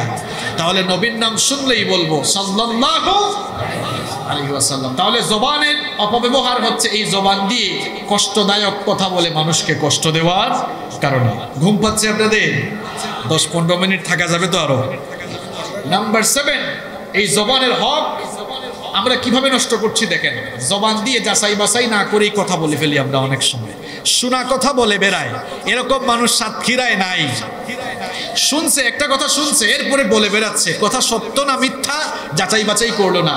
এরকম শোনা কথা কানে নিয়ে বলে বেড়ায়, এরকম আছে তো? নবীজি বলেছেন, কাফা বিল মারই কাযিবান আন ইউহাদ্দিসা বিকুল্লি মা সামিআ। একজন মানুষ মিথ্যাবাদী হওয়ার জন্য এতটুকুই যথেষ্ট যে সে যা শুনলো তা সে যাচাই না করেই মানুষকে বলে বেড়ালো। এমনটা যারাই করবে সে মিথ্যাবাদী হওয়ার জন্য যথেষ্ট হয়ে যাবে। এই জন্য কোনো কথা শুনলেই এই জবান ব্যবহার করে সেটা বলে বেড়ানো যাবে না। আল্লাহ তাআলা নিষেধ করেছেন। কোরআনুল কারীমের 49 নম্বর সূরা সূরাতুল হুজুরাতের 6 নম্বর আয়াতে রব্বুল আলামিন বলেছেন, ইয়া আইয়ুহাল্লাযীনা আমানু ইন জাআকুম ফাসিকুম বিনাবাইন ফাতাবায়ানু আন তুসিবু কওমান বিজাহালাতিন فتصبحوا على ما فعلتم نادمين। আল্লাহ তাআলা বলছেন, হে ঈমানদারেরা, হে বিশ্বাসীরা, তোমাদের কাছে যখন কেউ কোনো সংবাদ নিয়ে আসবে, কোনো ফাসিক যদি কোনো খবর বলে, কোনো সংবাদ বলে, কোনো কথা বলে, ফাতাবায়ানু, তাহলে যাচাই বাছাই করে না। যাচাই বাছাই না করে শোনা কথা কানে নিয়ে যদি সাথে সাথে কথা বলা শুরু করে দাও, সিদ্ধান্ত নাও, তাহলে সমস্যা ঘটার সম্ভাবনা আছে না নাই? কেমনে সমস্যা ঘটেছিল শুনেন। এই আয়াত নাজিলের একটি ব্যাকগ্রাউন্ড, সাবাবুন নুজুল রয়েছে। কোন প্রেক্ষাপটকে কেন্দ্র করে এই আয়াত নাজিল হয়েছিল এবার শুনেন। উম্মুল মুমিনিন জুরাইরিয়া রাদিয়াল্লাহু আনহার পিতা হারিস বিন দিরার নবীজির খেদমতে গেলেন। নবীজির খেদমতে যাওয়ার পরে তিনি ঈমান আনলেন। এরপরে নবীজি তাকে বললেন যে তুমি ইসলামের সবগুলো রুকন মানবা, যাকাতও দিবা। হারিস বিন দিরার তিনি তার গোত্রে চলে গেলেন, এলাকায় চলে গেলেন, এলাকার সবাইকে বললেন যাকাতের হকদার যারা আছো তোমরা যাকাত দাও। যাকাতগুলোকে জমা করলেন। নবীজিকে আসার সময় বলে এসেছিলেন নির্ধারিত তারিখে আপনি যে কোনো প্রতিনিধি পাঠাবেন, তাহলে আমাদের জমা করা সকল যাকাত আমরা তার কাছে দিয়ে দিব। হারিস বিন দিরার তাকে নবীজি একটি তারিখ জানালেন যে ওই তারিখে আমি আমার প্রতিনিধি পাঠাবো, তার কাছে যাকাতের সকল অর্থ তুমি জমা দিবে। দেখা গেল যাকাতের অর্থ জমা করে ওই নির্ধারিত তারিখে অপেক্ষা করলেন, কিন্তু কোনো প্রতিনিধি তার কাছে গেল না। কয়েকদিন হয়ে গেল, কোনো প্রতিনিধি না যাওয়ার কারণে সবার সঙ্গে তিনি পরামর্শ করলেন, মনে হয় নবীজি কোনো প্রতিনিধি পাঠাতে ভুলে গিয়েছেন। সুতরাং আমাদের উচিত হলো আমাদের মধ্য থেকে কেউ এই যাকাতের অর্থগুলো নিয়ে যাওয়া। সবাই হারিস বিন দিরারকে বলল আপনি তাহলে নিয়ে যান। আর ওই দিকে নবীজি কিন্তু সময় মতো একজন প্রতিনিধি পাঠিয়েছিলেন, ওয়ালিদ বিন উকবা রাদিয়াল্লাহু আনহুকে তিনি পাঠিয়েছিলেন। ওয়ালিদ বিন উকবা রাদিয়াল্লাহু আনহু মাঝপথে এসে তিনি মনে করলেন জাহিলি যুগে তো এই বংশের সাথে আমার শত্রুতা ছিল, এখন এত কাছে তারা আমাকে পাওয়ার পরে যদি হত্যা করে ফেলে তাহলে আমার উচিত হবে সেখানে না যাওয়া। তিনি না গিয়ে ফেরত আসলেন। ফেরত আসার পরে নবীজিকে তিনি বললেন আমি গিয়েছিলাম, তারা আমাকে হত্যা করতে চেয়েছিল, যাকাত দিতে অস্বীকৃতি জানিয়েছে, এই জন্য আমি চলে এসেছি। এই কথা শুনে নবীজি খালিদ বিন ওয়ালিদের নেতৃত্বে যুদ্ধের জন্য একটি সামরিক বাহিনী পাঠালেন। সামরিক বাহিনী যখন পাঠালেন, মাঝপথে হারিস বিন দিরারের সাথে সাক্ষাৎ হলো। হারিস বিন দিরার তখন বললেন কি ব্যাপার, তোমরা কার কাছে যাচ্ছ, কাদের সাথে যুদ্ধ করতে যাচ্ছ? খালিদ বিন ওয়ালিদ রাদিয়াল্লাহু আনহু বললেন তোমাদের সঙ্গেই তো যুদ্ধের জন্য যাচ্ছি, কারণ নবীজি যাকে প্রতিনিধি হিসেবে পাঠিয়েছিলেন তার কাছে যাকাতের অর্থ দাও নাই, তাকে তোমরা হত্যা করতে চেয়েছিলে। হারিস তখন বললেন আমাকে নবীজির কাছে নিয়ে যাও, যুদ্ধ করবা পরে, আগে আমার জবান থেকে সত্য কথাটা নবীজির জানা দরকার। নবীজি হারিসকে পেয়ে বললেন কি ব্যাপার, কেন যাকাতের অর্থ পাঠালে না, আর আমার পাঠানো সেই প্রতিনিধিকে কেন হত্যা করতে চাইনে? হারিস বিন দিরার তখন বললেন আল্লাহর কসম করে বলছি আপনার ওই প্রতিনিধি আমাদের কাছে যায় নাই, না যাওয়ার কারণে অপেক্ষা করতে করতে আমি নিজেই যাকাতের অর্থ নিয়ে রওনা হয়েছিলাম। মাঝপথে খালিদ বিন ওয়ালিদের সাথে দেখা হলো। আল্লাহ তাআলা তখন নবীজিকে কেন্দ্র করে এই আয়াত নাজিল করে জানালেন অগনবী কখনো কেউ কিছু বললেই শুনে সিদ্ধান্ত নিয়েন না, বরং শোনা কথা কানে না নিয়ে যাচাই বাছাই করে সিদ্ধান্ত নেওয়া লাগবে। কথাটা কার? আপনাদের অবস্থা কি? আপনাদের ঘর ভেঙে যাচ্ছে, জামাই বউ হাজব্যান্ড ওয়াইফের ঝগড়া। একজন এসে বলছে ভাই আপনার বউটাকে এরকম করতে শুনছি, তা হেও শুনছে আপনারেও শোনাইছে, শোনা কথা কানে নিয়ে বউ পিঠায়।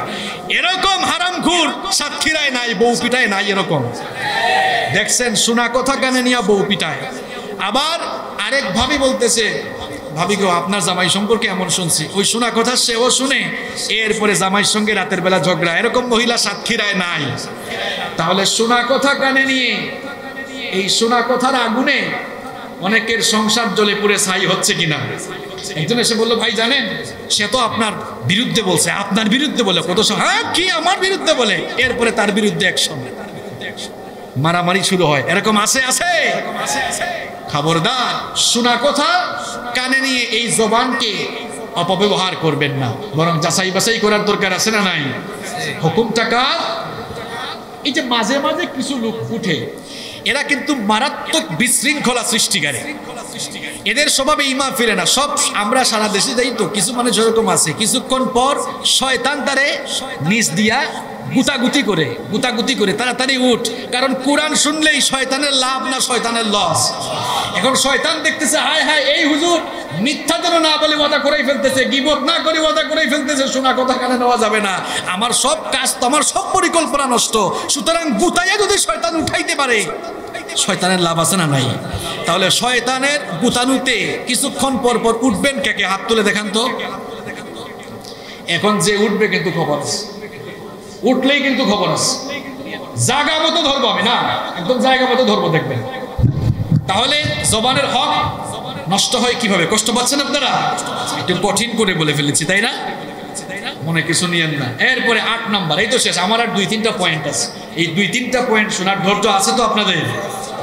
নাম্বার 8, এই জবানের হক নষ্ট করছে মানুষ কিভাবে? এই জবান দিয়ে ঠাট্টা করছে, উপহাস করছে, তিরস্কার করছে। আমরা মনে হয় মানুষকে নিয়ে ঠাট্টা করি না, করেন কি না? করেন। রাস্তা দিয়ে এক ভাই হেঁটে যাচ্ছে, কয় কিরে আবুল, কিরে মফিজ, এরকম ছোট করে তিরস্কার করে ঠাট্টা করে অনেকে কথা বলে কি বলে না? কিরে মটকু, একটু মোটা, সে কি নিজে মোটা হয়েছে না তারে আল্লাহ মোটা বানাইছে? এই মটকু, একটু খাটো, কিরে বাচ্চা। এইসব কথা মনে হয় সাতক্ষীরায় নাই, আমার মনে হয় নাই এগুলো। একটু বেশি কথা বলে, কিরে আবুল, এই মফিজ, কি খবর, এরকম বলে। এটা তাইলে জবানের সঠিক ব্যবহার নাকি অপব্যবহার? আমি কি একটা কথাও বানায় বলতেছি? সব তো কোরআন হাদিসের দলিল দিয়ে বলতেছি। এভাবে জবানের হক নষ্ট করা যাবে না। কোরআনুল কারীমের 49 নম্বর সূরা, সূরাতুল হুজুরাতের 11 নম্বর আয়াতে রব্বুল আলামিন বললেন, ইয়া আইয়ুহাল্লাযীনা আমানু লা ইয়াসখার কওমুম মিন কওমিন আসা আন ইয়াকুনু খায়রাম মিনহুম ওয়ালা নিসাউম মিন নিসাইন আসা আন ইয়াকুননা খায়রাম মিনহুন। আল্লাহ তাআলা বলেন, হে বিশ্বাসীরা, মানুষকে নিয়ে ঠাট্টা উপহাস করো না। পুরুষ হোক নারী হোক, কেউ কাউকে নিয়ে ঠাট্টা উপহাস করো না। তার চেয়ে তুমি উৎকৃষ্ট হলেও তাকে নিয়ে ঠাট্টা উপহাস করা যাবে। এই জবানের অপব্যবহার। নাম্বার 9 নাম্বার, কিভাবে করছি আমরা? মানুষের নামকে আমরা বিকৃত করে ডাকি। তার মা বাবা নাম রেখেছে আবুল কালাম, কি সুন্দর নাম। এখন নামকে বিকৃত করে ডাকে, কিরে কালাইম্যা, কেমন আছো বলে, এরকম বলে বলে। বাবা নাম রেখেছে আব্দুল সালাম, কয় কিরে সালাম্যা, সালাম্যা, কালাম্যা, রহিম্যা, এরকম বলে। সাতক্ষীরায় নাই এরকম? আপনি ভাবতেছেন না হুজুর এগুলো তো ফান করে বলি। এই ফান কিন্তু আপনার জন্য কি হচ্ছে দেখেন।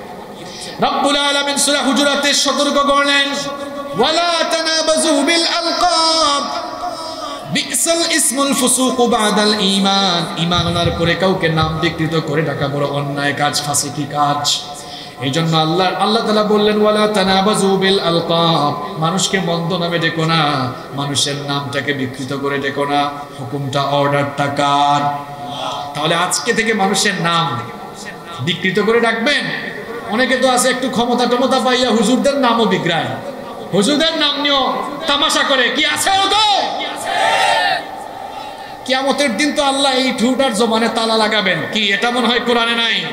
আল ইয়াউমা নাখতিমু আলা, বহু ফডর ফডর করছেন, আল্লাহ কিন্তু ধরবে। যা মন চায় তা বলিয়েন না।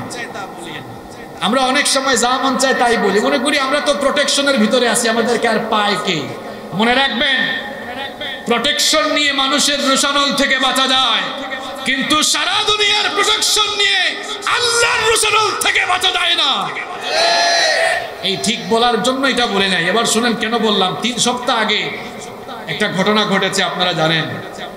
সুইডিশ এক কার্টুনিস্ট লার্স ভিক্স, নাম রাখছে রে বাবা ভিক্স। মাথাটা ব্যথা পেলে যে মানুষ মলম লাগায়, আমার বাড়ির তো সিলেটে, এটাকে আঞ্চলিক ভাষায় আমরা বলি ভিক্স। আপনারা কি বলেন জানি না। হ্যাঁ, আপনারাও ভিক্স বলেন তো? মিল আছে তো আপনাদের সাথে আমার? ভিক্স মিল আছে, এটা তো মিল আছে। আচ্ছা, এই ভিক্স কি করেছিল আপনারা জানেন? আচ্ছা, নবীজিকে আমরা ভালোবাসি কম না বেশি? শুধু কি বেশি না আমাদের জীবনের চেয়ে বেশি? আমরা কেউ আওয়ামী লীগ করি, কেউ বিএনপি করি, কেউ জামাত, কেউ চরমুনাই, এগুলো আমরা আমাদের মতো করি, কিন্তু ইসলাম নিয়ে আমাদের মধ্যে কোনো বিরোধ, নবী নিয়ে কোনো ঝামেলা।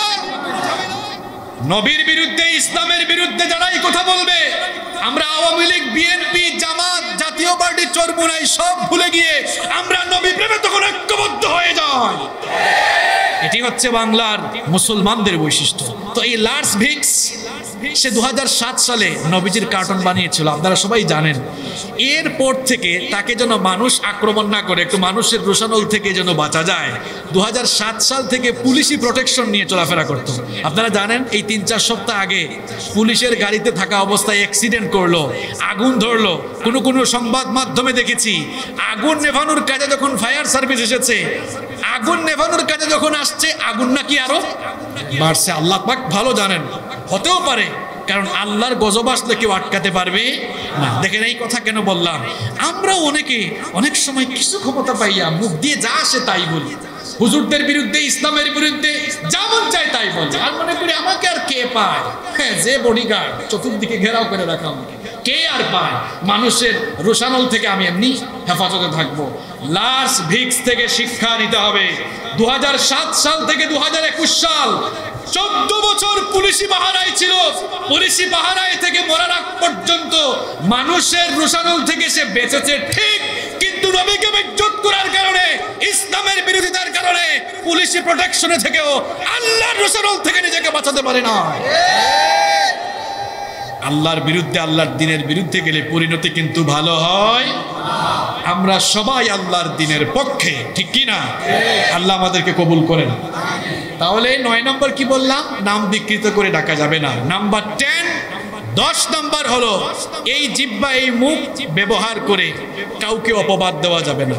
এখন তো আমরা অপবাদ দিতে দিতে কোরআনের খেদমত যারা করেন, যারা খেদমত করে করে ইতিহাসে স্বর্ণাক্ষরে নাম লিখিয়েছেন, তাদেরকেও আমরা ধর্ষণকারী, লুণ্ঠনকারী বানায় ফেলেছি।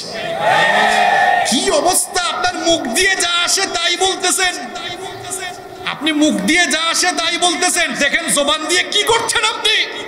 গুনাহ করতে করতে গুনাহের পাহাড় বানিয়ে ফেলেছেন এই জবান দিয়ে। আপনি শুধু এই জবানেই, মুখ দিয়ে আপনি গুনাহের বিশাল পাহাড় তৈরি করে ফেলেছেন। আজ এই মাহফিলে তওবা করে বাড়ি যান, এই পাহাড় কাটেন। এই পাহাড় কাটা মানে আপনারা আবার এখন আমার এই কথা শুনে কুদাল নিয়ে আগামীকাল থেকে পাহাড় কাটা শুরু করে দিয়েন না, তাহলে নিজেরাই বিপদ আনবো। এটা কিসের পাহাড়? কিসের পাহাড়? গুনাহের পাহাড় আমরা কাটবো। তওবা করে আমরা এই রাস্তা থেকে ফিরে আসবো, জবানের হেফাজত করবো। পারবো তো ইনশাআল্লাহ? কতগুলো কথা বললাম, 10টি পয়েন্ট বললাম। এই 10টি পয়েন্টের আলোকে আমরা আমাদের জবানকে অপব্যবহার করছি। আমাকে কি আর 5-7 মিনিট সময় দিয়ে সহযোগিতা করা যাবে? এখন এতক্ষণ তো কঠিন কঠিন কথা বলেছে, জবানের অপব্যবহার কেমনে করি, এখন জবানটাকে কাজে লাগাবো কেমনে, এটা না বলে যদি আজকে ছুটি দিয়ে দেই, তাহলে তো আপনারা মূল জিনিসটা নিয়ে যেতে পারলেন না। এজন্য একটু সময় যদি আমরা পাই, আমরা বেশিক্ষণ নিব না, আমরা 12টার আগে শেষ করবো। 11:47 হয়ে গেছে, তাহলে 13 মিনিট আছে। 13 মিনিট থাকার ধৈর্য আছে তো আপনাদের? এই 13 মিনিটে কিন্তু আমি খুব সুন্দর সুন্দর কয়েকটা পয়েন্ট বলবো, মনে রাখা যাবে তো ইনশাআল্লাহ? আচ্ছা, আপনারা একটু ব্রেন ফ্রেশ করে নেই যেন মনে থাকে, একটু জিকির করে নেই, লা ইলাহা ইল্লাল্লাহ, জোরে লা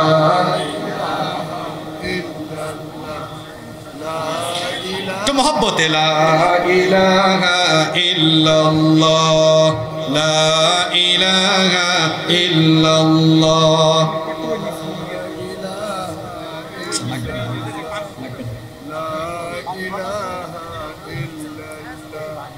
লা ইলাহা ইল্লাল্লাহ, লা ইলাহা ইল্লাল্লাহ। শুকরিয়া।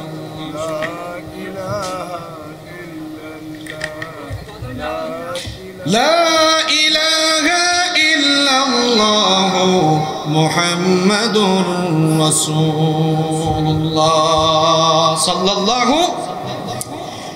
প্রিয় ভাইয়েরা আমার, মানুষ কেমনে জিহ্বা দিয়ে গুনাহ কামায়, প্রায় দীর্ঘ 1 ঘন্টা শুধু এটাই বললাম, জিহ্বা দিয়ে কেমনে গুনাহ কামায়। এবার এই জিহ্বা দিয়ে কেমনে আপনি নেকির পাহাড় বানাবেন, এই জিহ্বা দিয়ে আপনি কেমনে নেকির পাহাড় বানাবেন, সেটাই আপনাদেরকে শোনাচ্ছি। আমরা মন ভরে শুনবো ইনশাআল্লাহ। শুধু মন ভরে শুনবো আর আমল করব না, এটা কি হয়? আমরা আমলও করবো ইনশাআল্লাহ। এতক্ষণ শুনলাম জিহ্বা দিয়ে গুনার পাহাড় কেমনে হয়, এবার আমরা শুনবো জিহ্বা দিয়ে নেকির পাহাড়ও কেমনে বানানো যায়।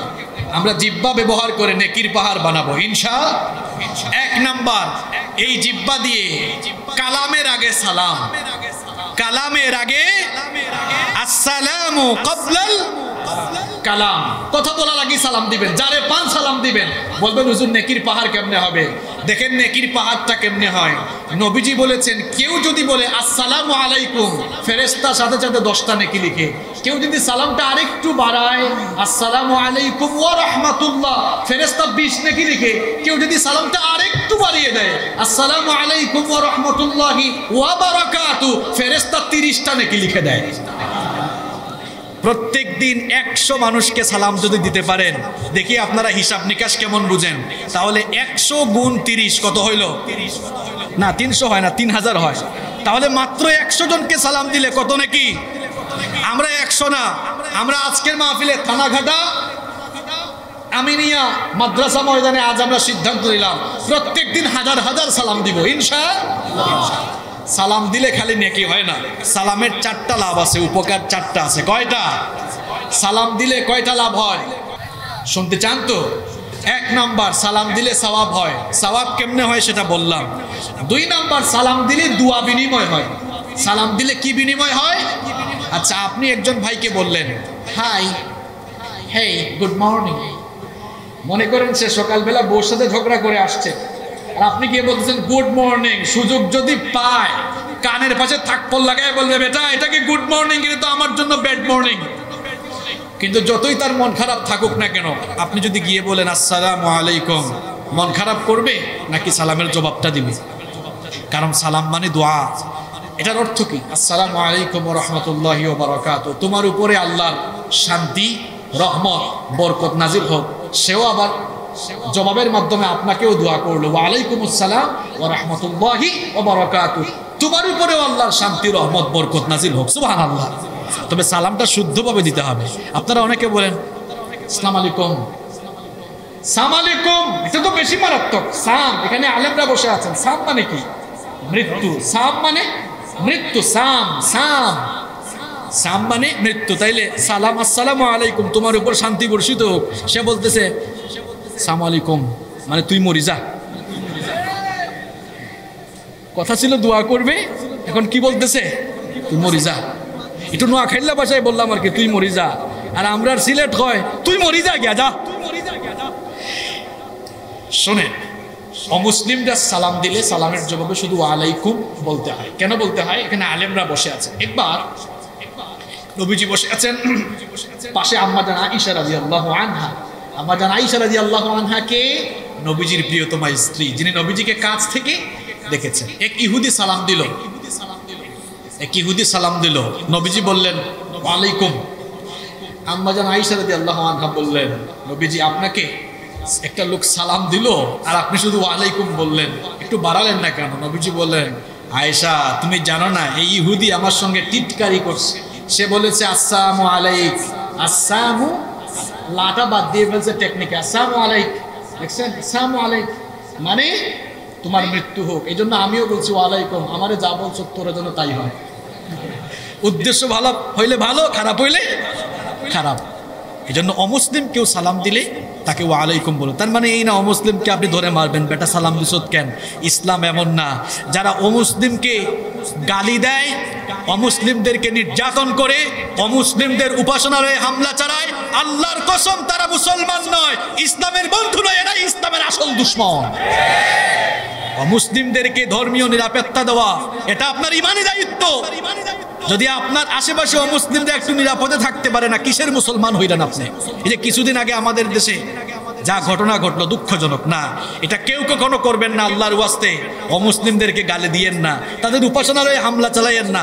হামলা চালানো দূরের কথা, পারলে তাদেরকে পাহারা দিবেন, নিরাপত্তার ব্যবস্থা করবেন। এই দীক্ষা, এই শিক্ষা আমাদেরকে ইসলাম দিয়েছে। পারবো তো ইনশাআল্লাহ? আপনারা তো খুব আবেগী। ঘটনা ঘটে কুমিল্লায়, ভাঙ্গাভাঙ্গি হয় চাঁদপুরে, সাতক্ষীরায়। পাইছেনটা কি আপনারা? এই দেশে প্রশাসন আছে না? আপনি দেখেন প্রশাসন ব্যবস্থা নেই কিনা। নিয়েছে হতো, ধরছে হতো। এক জায়গায় ধরলো, আপনি আরেক জায়গায় দাঙ্গা হাঙ্গামা লাগাই দিলেন। এগুলোর কারণে সাম্প্রদায়িক দাঙ্গা, বিশৃঙ্খলা বাড়ে না কমে? আমরা বিশৃঙ্খলার পক্ষে না, শান্তির পক্ষে। তো শান্তি কি এমনি হয়? যে ইমানি জজবা আপনি দেখান, বাপরে বাপ। একটা ঘটনা ঘটেছে, এই দেশের সরকার, প্রশাসন আছে না নাই? সহযোগিতা করেন। আমরা বিশৃঙ্খলার পক্ষে নই, শান্তির পক্ষে। আল্লাহ আমাদেরকে বুঝার তৌফিক দান করেন। তাহলে সালামের উপকার কয়টা জানি বলছিলাম? 1 নাম্বার, সালাম দিলে কি হয়? সওয়াব হয়। 2 নাম্বার, সালামের মাধ্যমে দোয়া বিনিময় হয়। 3 নাম্বার, সালাম দিলেই বরকত হয়। সালাম দিলেই কি হয়? বরকত হয়। কারণ সালামে বরকত একটি শব্দ আছে না নাই?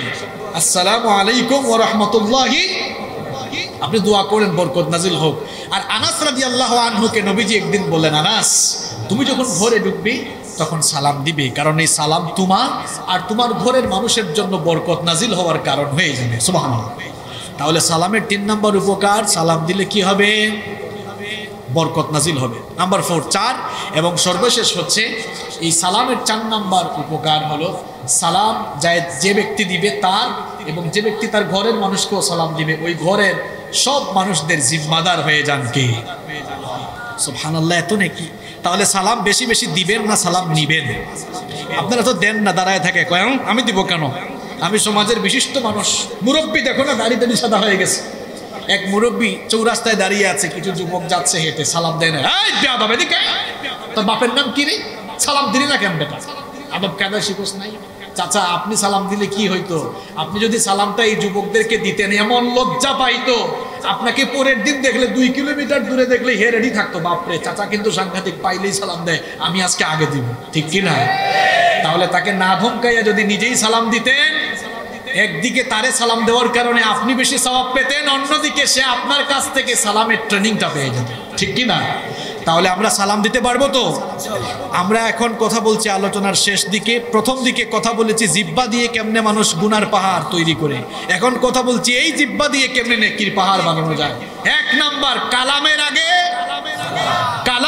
আগে 2 নাম্বার, কথা বলার সময় সতর্ক থাকবো, কারণ রব্বুল আলামিন বলেছেন মা ইয়ালফিযু মিন কওলিন ইল্লা লাদাইহি রাকীবুন আতীদ। মানুষ এমন কোনো কথা বলে না যা রেকর্ড হয় না। আমি শুরু থেকে এখন পর্যন্ত যত বক্তব্য দিচ্ছি এই ক্যামেরা দিয়ে রেকর্ড হয়েছে নাকি হয় নাই? এই ক্যামেরা যারা বানিয়েছে সে কি তার নিজের জ্ঞান দিয়ে বানিয়েছে না আল্লাহর দেওয়া জ্ঞান দিয়ে বানিয়েছে? আল্লাহর দেওয়া জ্ঞান দিয়ে মানুষ ক্যামেরা আবিষ্কার করে যদি মানুষের কথা ভিডিও অডিও ধারণ করে রাখতে পারে, এই মানুষকে যিনি জ্ঞান দিয়েছেন তিনি বুঝি আমার আপনার কথা রেকর্ড করে রাখতে পারবেন না? ওই রব বলছেন তোমাদের সব কথা রেকর্ড হয়। সুতরাং এই জিহ্বাকে সংযত করব আমরা, অসংলগ্ন কথা বলবো না, অসংযত হয়ে যাব না, সতর্ক হয়ে কথা বলবো ইনশাআল্লাহ। এরপরে আসেন আমরা এই জিহ্বা দিয়ে কেমনে নেকির পাহাড় তৈরি করব। নাম্বার 3 নাম্বার হচ্ছে উত্তম কথা বলবো, ভালো কথা বলবো। আল্লাহ তাআলা কোরআনে বলেছেন কুলু লিন্নাসি হুসনা, সুন্দর ভাষায় কথা বলো, একটু হাসি মুখে কথা বলেন। কিছু মানুষ আছে দেখবেন মুখটাকে পেশার মতো বানায় রাখে, সারাদিন আছে হাসি নাই। এমন অবস্থা কেন? আপনার মুখে হাসি টাসি নাই? নবীজি বলেছেন হাসি মুখে কথা বলাও একটি সাদকা। সুবহানাল্লাহ। হাসি মুখে সুন্দর ভাষায় মানুষের সাথে আমরা কথা বলবো ইনশাআল্লাহ। এরপরে আসেন নাম্বার 4 নাম্বার হচ্ছে আমরা আমাদের এই জিহ্বাকে অনর্থক কথা থেকে বিরত রাখবো, কারণ মুমিনের স্বভাব হলো ওয়াল্লাযীনা হুম আনিল লাগওয়ি মুআরিদুন। আল্লাহ তাআলা বলেছেন মুমিন তো তারা, those who avoid vain talk, যারা অনর্থক কথা থেকে নিজেদেরকে হেফাজতে রাখে। তাহলে আমরা এই জিহ্বা দিয়ে অনর্থক কথা বলবো না ইনশাআল্লাহ। কাজের কথা বলবো, দরকারি কথা বলবো। এখন তো আমরা আপনাদের এলাকায় টঙের দোকান আছে, আপনাদের এলাকায় মনে হয় অন্য কিছু বলি, যাই হোক, ওই যে গ্রামে গঞ্জে চায়ের কিছু দোকান ছোট ছোট থাকে না, চায়ের স্টল বলেন আপনারা। এখন বাংলাদেশের 2nd পার্লামেন্ট হলো ওই চায়ের দোকানগুলো। দোকানে যে চা বিক্রেতা সেই স্পিকারের ভূমিকায় থাকে, সবাইকে চা দেয়, আর যারা চা খায় এরা সবাই সাংসদের ভূমিকায় অবতীর্ণ হয়ে সবাই তখন আশপাশে কি হয় যত হাবিজাবি অনর্থক কথা সব সেখানে বলে, আছে না নাই? এটা মুমিনের স্বভাব, এগুলো থেকে আমরা বিরত থাকবো ইনশাআল্লাহ। নাম্বার 5 নাম্বার হচ্ছে গাধার মতো কথা বলবো না, গাধার স্বরে কথা বলবো না, নম্র হয়ে কথা বলবো। আলাইহিস সালাম, লুকমান হাকিম, তিনি তার ছেলেকে কিছু সুন্দর উপদেশ দিয়েছিলেন। তার মধ্যে এই উপদেশটাও দিয়েছিলেন যে বাবারে নম্র ভাষায় সুন্দর ভাষায় কথা বলবে। তার এই উপদেশ আল্লাহর কাছে এত ভালো লেগেছে, সূরা লুকমানে আল্লাহ এটা ঢুকিয়ে দিয়েছে। তিনি বলেছিলেন ওয়াকসিদ ফি মাশিকা ওয়াগদুদ মিন সাউতিক ইন্না আনকারাল আসওয়াতি লাসাউতুল হামিদ। চলার সময় মধ্যম পন্থা অবলম্বন করো, দম্ভ ভরে হেঁটো না, বিচরণ করো না, দম্ভ ভরে বিচরণ করো না, আর গলার আওয়াজ নিচু করো, কর্কশ ভাষায় কথা বলো। নাম্বার 6 নম্বর হচ্ছে হিকমতের সাথে বুদ্ধিমত্তা খাটিয়ে কথা বলা, ব্যক্তিত্ব মেইনটেইন করে কথা বলা। নাম্বার 7 নম্বর এই জবান দিয়ে দাওয়াতি কাজ করা, যে যতটুকু পারেন দাওয়াতি কাজ করবেন, কারণ কথার মধ্যে সবচেয়ে দামি কথা হলো দাওয়াতি কথা, আল্লাহর দিকে মানুষকে ডাকা। বলেছেন কে? আল্লাহ তাআলা বলেছেন ওয়ামান আহসানু কওলাম মিম্মান দাআ ইলাল্লাহি ওয়া আমিলা সালিহান ওয়া ক্বালা ইন্নানি মিনাল মুসলিমিন। তার কথার চাইতে আর কার কথা উত্তম ভালো হতে পারে যে তার কথা দিয়ে মানুষকে আল্লাহর দিকে ডাকে। সুবহানাল্লাহ। তাহলে এই জবান দিয়ে মানুষকে কার দিকে ডাকবো? আল্লাহ আর তার রাসূলের দিকে ডাকবো। আল্লাহ তৌফিক দান করেন। নাম্বার 8 নম্বর হচ্ছে এই জবান দিয়ে খালি মানুষের সাথে তর্ক করব না। অনেকেই বলে আসো বহস করবো, বহসের সমাধান হয়? তর্ক বিতর্কের সমাধান বাড়ে না সমাধান কমে? আমি আজ পর্যন্ত দেখি নাই তর্ক করে কোনো বিষয়ের সমাধান হইতে। আমি দেখেছি সংলাপের মাধ্যমে সমাধান হতে। আমি তর্ক করে কোনো সমাধান কোথাও হতে দেখি নাই। আমি দেখেছি দুইজন বসে শ্রদ্ধাবোধের সাথে কথা বলে সমাধান করতে। এজন্য আল্লাহ কোরআনে বলেছেন তর্ক করো না, মূর্খদের সাথে তর্ক করো না, এদেরকে সালাম দিয়ে কেটে বলো, এদের সাথে কথা বলে খামাখা তুমি তোমার সময় নষ্ট করো না।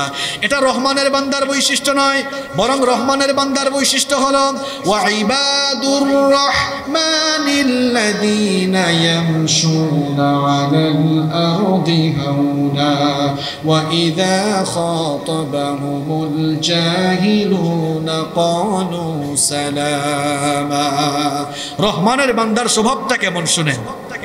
রহমানের বান্দার স্বভাব হলো ইদা খাতাব জাহেল মূর্খ অজ্ঞদের সামনে পড়লে ক্বালু সালামা, সালাম দিয়ে বলে ভাই তোমার তর্ক তুমি করো, আমার এত সময় কেটে পড়ে। এরপরে নাম্বার 9 আমরা জিহ্বাকে কেমনে কাজে লাগাবো, জিহ্বা দিয়ে নেকির পাহাড় কেমনে আমরা গড়বো। নাম্বার 9 নম্বর হচ্ছে, এটা আমার মা বোনদেরকে নিয়ে বলতে চাই। মা বোনরাও তো শুনতেছে তাই না, ইউটিউবেও তারা শুনবে। মা বোনদের উদ্দেশ্য তো কথা বলা দরকার। এতক্ষণ তো খালি আপনাদের উদ্দেশ্যে যে বলছি তা না, এগুলো মা বোনরা করবে, মা বোনরাও গীবত চুগলখুরি করবে না। কিন্তু এই পয়েন্টটা শুধু আমার মায়েদের জন্য, আমার বোনদের জন্য, আমার মা বোনদের জন্য আল্লাহ এটা আলাদা স্পেশাল একটা আয়াত নাজিল করেছে। এই মুখ দিয়ে মায়েরা বোনেরা যেন পরপুরুষের সাথে কোমল ভাষায় নরম ভাষায় কথা না বলে অর্ডারটা দিয়েছেন কে? দিয়েছেন কে? অনেকে আছে নিজের জামাইয়ের সাথে সুন্দর করে কথা বলে, ঘরে কাজ করছে, হাজবেন্ড অফিসে গিয়েছে, ব্যবসায় গিয়েছে, ফোন দিয়েছে, দিয়ে বলছে বউ কি করো, ফোন দেওয়ার টাইম পাও না, জানো না কি করতেছি, কাজ করতেছি। জামাইয়ের সাথে আপনি কথা বলো। পাশের বাড়ির একজন আসছে, ভাবি বাসায় আছেন? হ্যাঁ ভাই বাসায় আছি, আসো না। কে এরকম আছে কিনা? ভাবিদের দোষ দিয়েও লাভ নেই, আপনারাও তো এমনটা করেন। এক ভাই কাপড়ের দোকান, সাতক্ষীরায় মার্কেটে দোকান আছে আর কি, হঠাৎ করে কিছু আপুরা আসছে কাপড় চোপড় কিনবে, আপু আসেন আসেন বসেন। এই সময় হঠাৎ করে বউ ফোন দিছে, জামাইকে ফোন দিছে, সুন্দর করে বলতেছে কি করছো তুমি, ফোন ধরার টাইম পাও না, কাস্টমার হচ্ছে বুঝো না তুমি, আসে আসে। এরপরে সরি আপু, আপু দেখেন এটা লাগবে ওইটা লাগবে, আপু এটা আপনাকে মানাবে। আপুকে মানায়, তোমার বউকে বুঝি মানায় না। তুমি আপুর থেকে ছুটে নিয়ে 2 মিনিট বউকে বলো যে আমি এখন একটু ব্যস্ত আছি, তো ঠিক আছে ভালো আছি আমি, তুমি কি করছো, একটু 2 মিনিট সময় দেন। আপনার বউ এত কষ্ট করে আপনার জন্য রান্না বান্না করে, এত টেক কেয়ার করে, আপনি বুঝি 2টা মিনিট হাসি মুখে কথা বলতে পারেন না? মুখের ভাষা দিয়ে অনেক কিছু জয় করে ফেলা যায়। মুখের ভাষায় গরমকে নরম বানিয়ে দেওয়া যায়, যায় কি যায় না? এই জবান দিয়ে সুন্দর কথা বলে। আমার মা বোনরা খবরদার, পরপুরুষের সাথে নরম ভঙ্গিতে নরম ভাষায় আকর্ষণীয় ভঙ্গিতে কখনো কথা বলবেন না, কারণ আল্লাহ তাআলা সূরা আহজাবের 32 নম্বর আয়াতের শেষাংশে বলেছেন, ফালা তাখদাউনা বিল কওলি ফায়াতমাআল্লাযী ফী কলবিহি মারাদুন ওয়া কুলনা কওলাম মা'রুফা। আল্লাহ তাআলা বলছেন, পরপুরুষের সাথে কবল ভঙ্গিতে কথা বলো না, কারণ যাদের অন্তরে রোগ আছে সে প্রলুব্ধ হতে পারে, ফিতনায় জড়িয়ে যেতে পারে। এই জন্য পরপুরুষের সাথে কবল ভাষায় কথা বলা যাবে। আর ভাইরা যারা আছেন, ওয়াইফকে, নিজের বিবিকে বলবেন যে পরিচিত ছাড়া অপরিচিত কেউ ফোন দিলে, নন মাহরাম হলে ফোনটা রিসিভ করো না, কারণ কথার আরেক নাম লতা। কথার অনেক নাম, আপনারা কি লতা বলেন হুজুর? লতি খায় না মানুষ, এটাকে লতা বলেন। তো কথার নাম লতা। মনে করেন ওয়াইফ ফোন ধরছে, এরপরে আরেকজন দেখছে, হায় হায় আজকে ভাবি ধরছে, ভাবি কেমন আছেন, কি করছেন, এই সেই, এখন কথার নাম কি হয়ে যাচ্ছে। তবে খবরদার আমার বোনেরা, কখনো হাজব্যান্ডের ফোন রিসিভ করবেন না, হাজব্যান্ডের ফোন রিসিভ করবেন না। তবে হাজব্যান্ডকে দেখে দেখে রাখেন, কেয়ার করেন, এটা আপনি করতে পারেন, এটা আপনার অধিকার, কিন্তু পরপুরুষের সাথে আকর্ষণীয় ভঙ্গিতে কথা বলবেন না। আল্লাহ আমাদেরকে তৌফিক দান করেন। তাহলে এই কয়টা পয়েন্ট বললাম?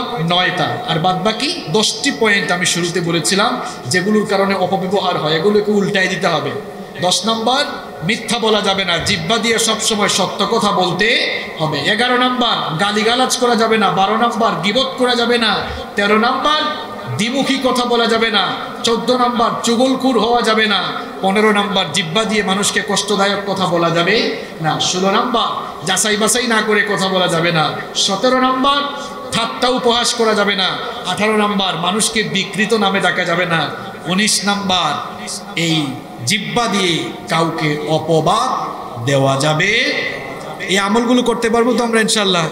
করতে পারলে, আমি যে এত কষ্ট করে এসেছি, প্রায় 12-13 ঘন্টা সফর করে আমি এত কষ্ট করে বললাম, বলাটাও সফল। আপনারাও যদি মানতে পারেন তখন এটা সফল এবং সার্থক হবে ইনশাআল্লাহ। আল্লাহ তাআলা যতগুলো কথা আমি বলেছি, যদি মনের অজান্তে কোনো ভুল কথা বলি, আল্লাহ তোমার বান্দাদের অন্তর থেকে সেগুলো মুছে দিও। আর যতগুলো কথা আমি হক সত্য বলেছি কোরআন হাদিস থেকে, প্রথমে আমাকে আর যারা শুনেছেন সবাইকে তুমি আমল করার তৌফিক দান করে দিও। আমি আর কথা বাড়াবো না।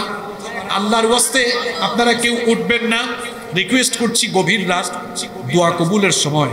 আর কোনোদিন হয়তো আমরা দোয়া করার সুযোগ নাও পাইতে পারি, হয়তো আগামীকাল সকাল আমাদের কবরে গিয়েও কাটাইতে হতে পারে। সুতরাং আসুন, গুনাহ করেছি, গুনাহের জন্য মাফ চাই। কেউ উঠবেন না। মুনাজাতের আগে কমিটির বক্তব্য থাকলে আমরা শুনবো, এরপরে মুনাজাতে যাবো ইনশাআল্লাহ।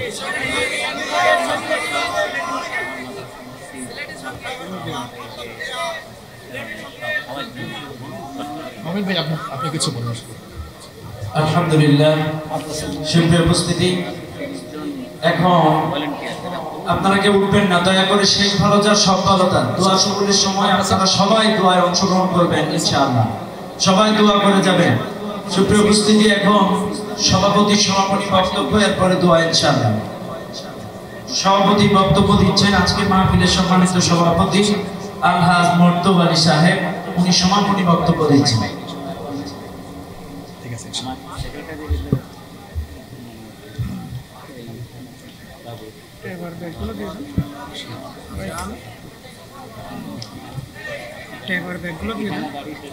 একটা ফোনটা ঢুকাইতে।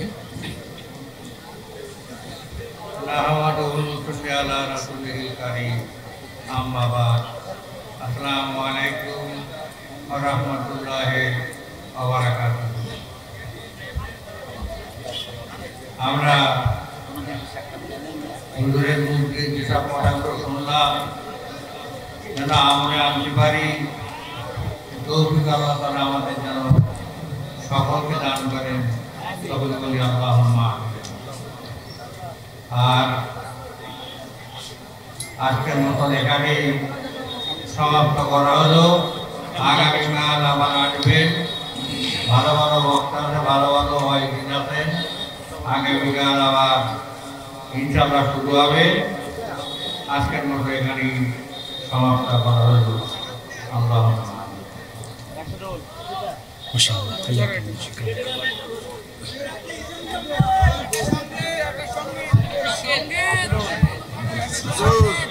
বসেন, সবাই বসেন।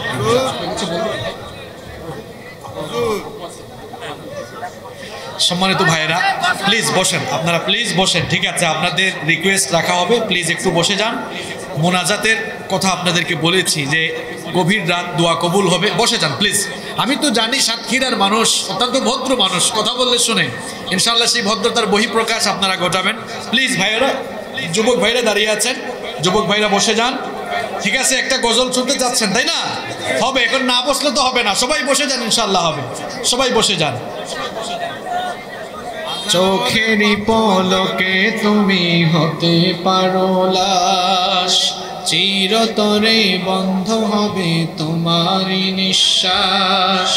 চোখেরই পলকে তুমি হতে পারো লাশ, চিরতরে বন্ধ হবে তোমারই নিঃশ্বাস।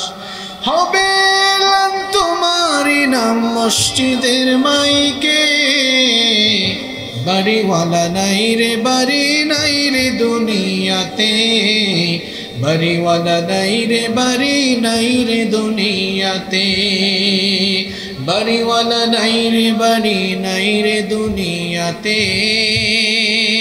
বাড়িওয়ালা নাই রে বাড়ি নাই রে দুনিয়াতে। গাড়ি বাড়ি মিল ফ্যাক্টরি টাকার পাহাড়, বিলাসিতায় কেটেছে জনম কত অহংকার। গাড়ি বাড়ি মিল ফ্যাক্টরি টাকার পাহাড়, বিলাসিতায় কেটেছে জনম কত অহংকার। দামি কাপড় ছেড়ে হবে,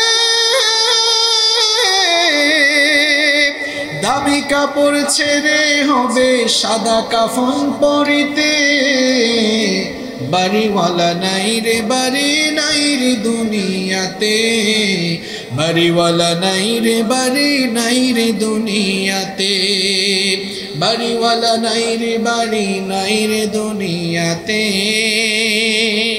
বাড়িওয়ালা নাই রে বাড়ি নাই রে দুনিয়াতে। যাদের সাথে চলতে তুমি থাকতে দিবানিশি, জানা যায় শরীক হবে তোমার প্রতিবেশী। যাদের সাথে চলতে তুমি থাকতে দিবানিশি, জানা যায় শরীক হবে তোমার প্রতিবেশী। স্বজনেরা নিয়ে যাবে, স্বজনেরা নিয়ে যাবে তোমাকে পালকিতে, বাড়িওয়ালা নাই রে বাড়ি নাই রে দুনিয়াতে, বাড়িওয়ালা নাই রে বাড়ি নাই রে দুনিয়াতে, বাড়িওয়ালা নাই রে বাড়ি নাই রে দুনিয়াতে, বাড়িওয়ালা নাই রে বাড়ি নাই রে দুনিয়াতে। এবার বসে যাও। আল্লাহুম্মা আমিন। ربنا ظلمنا أنفسنا وإن لم تغفر لنا وترحمنا لنكونن من الخاسرين. ربنا اصرف عنا عذاب جهنم إن عذابها كان غراما. ربنا هب لنا من أزواجنا وذرياتنا قرة أعين وجعلنا للمتقين إماما. رب العالمين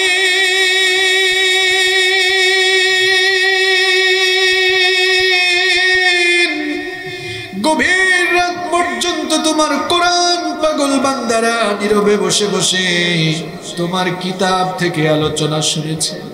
ওগো মাবুদ, আমরা যারা হাত তুলেছি আমরা সকলেই বড় গুনাহগার। গুনাহ করতে করতে নিজেদের নফসটাকে আমরা কলুষিত করে দিয়েছি গো আল্লাহ।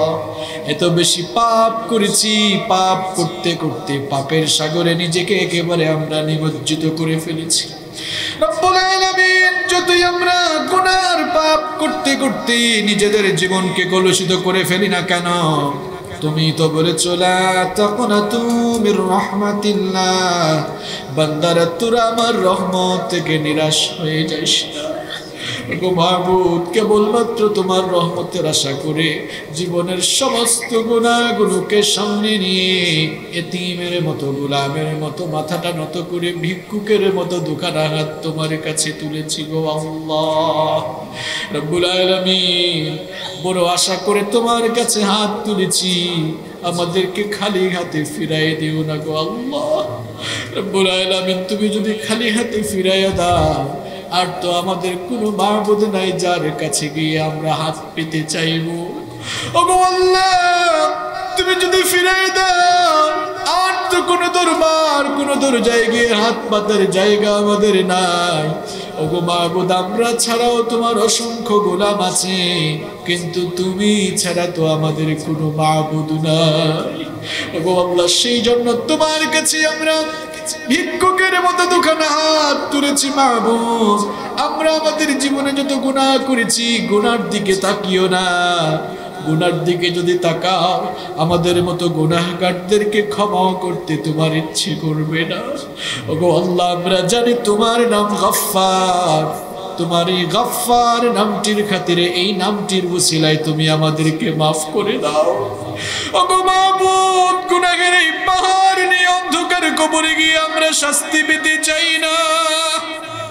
ওগো আল্লাহ, এভাবে আমরা অন্ধকার কবরে গিয়ে গুনাহগার অবস্থায় শাস্তি পেতে চাই না। জানি না কখন আমরা অন্ধকার কবরে চলে যাই।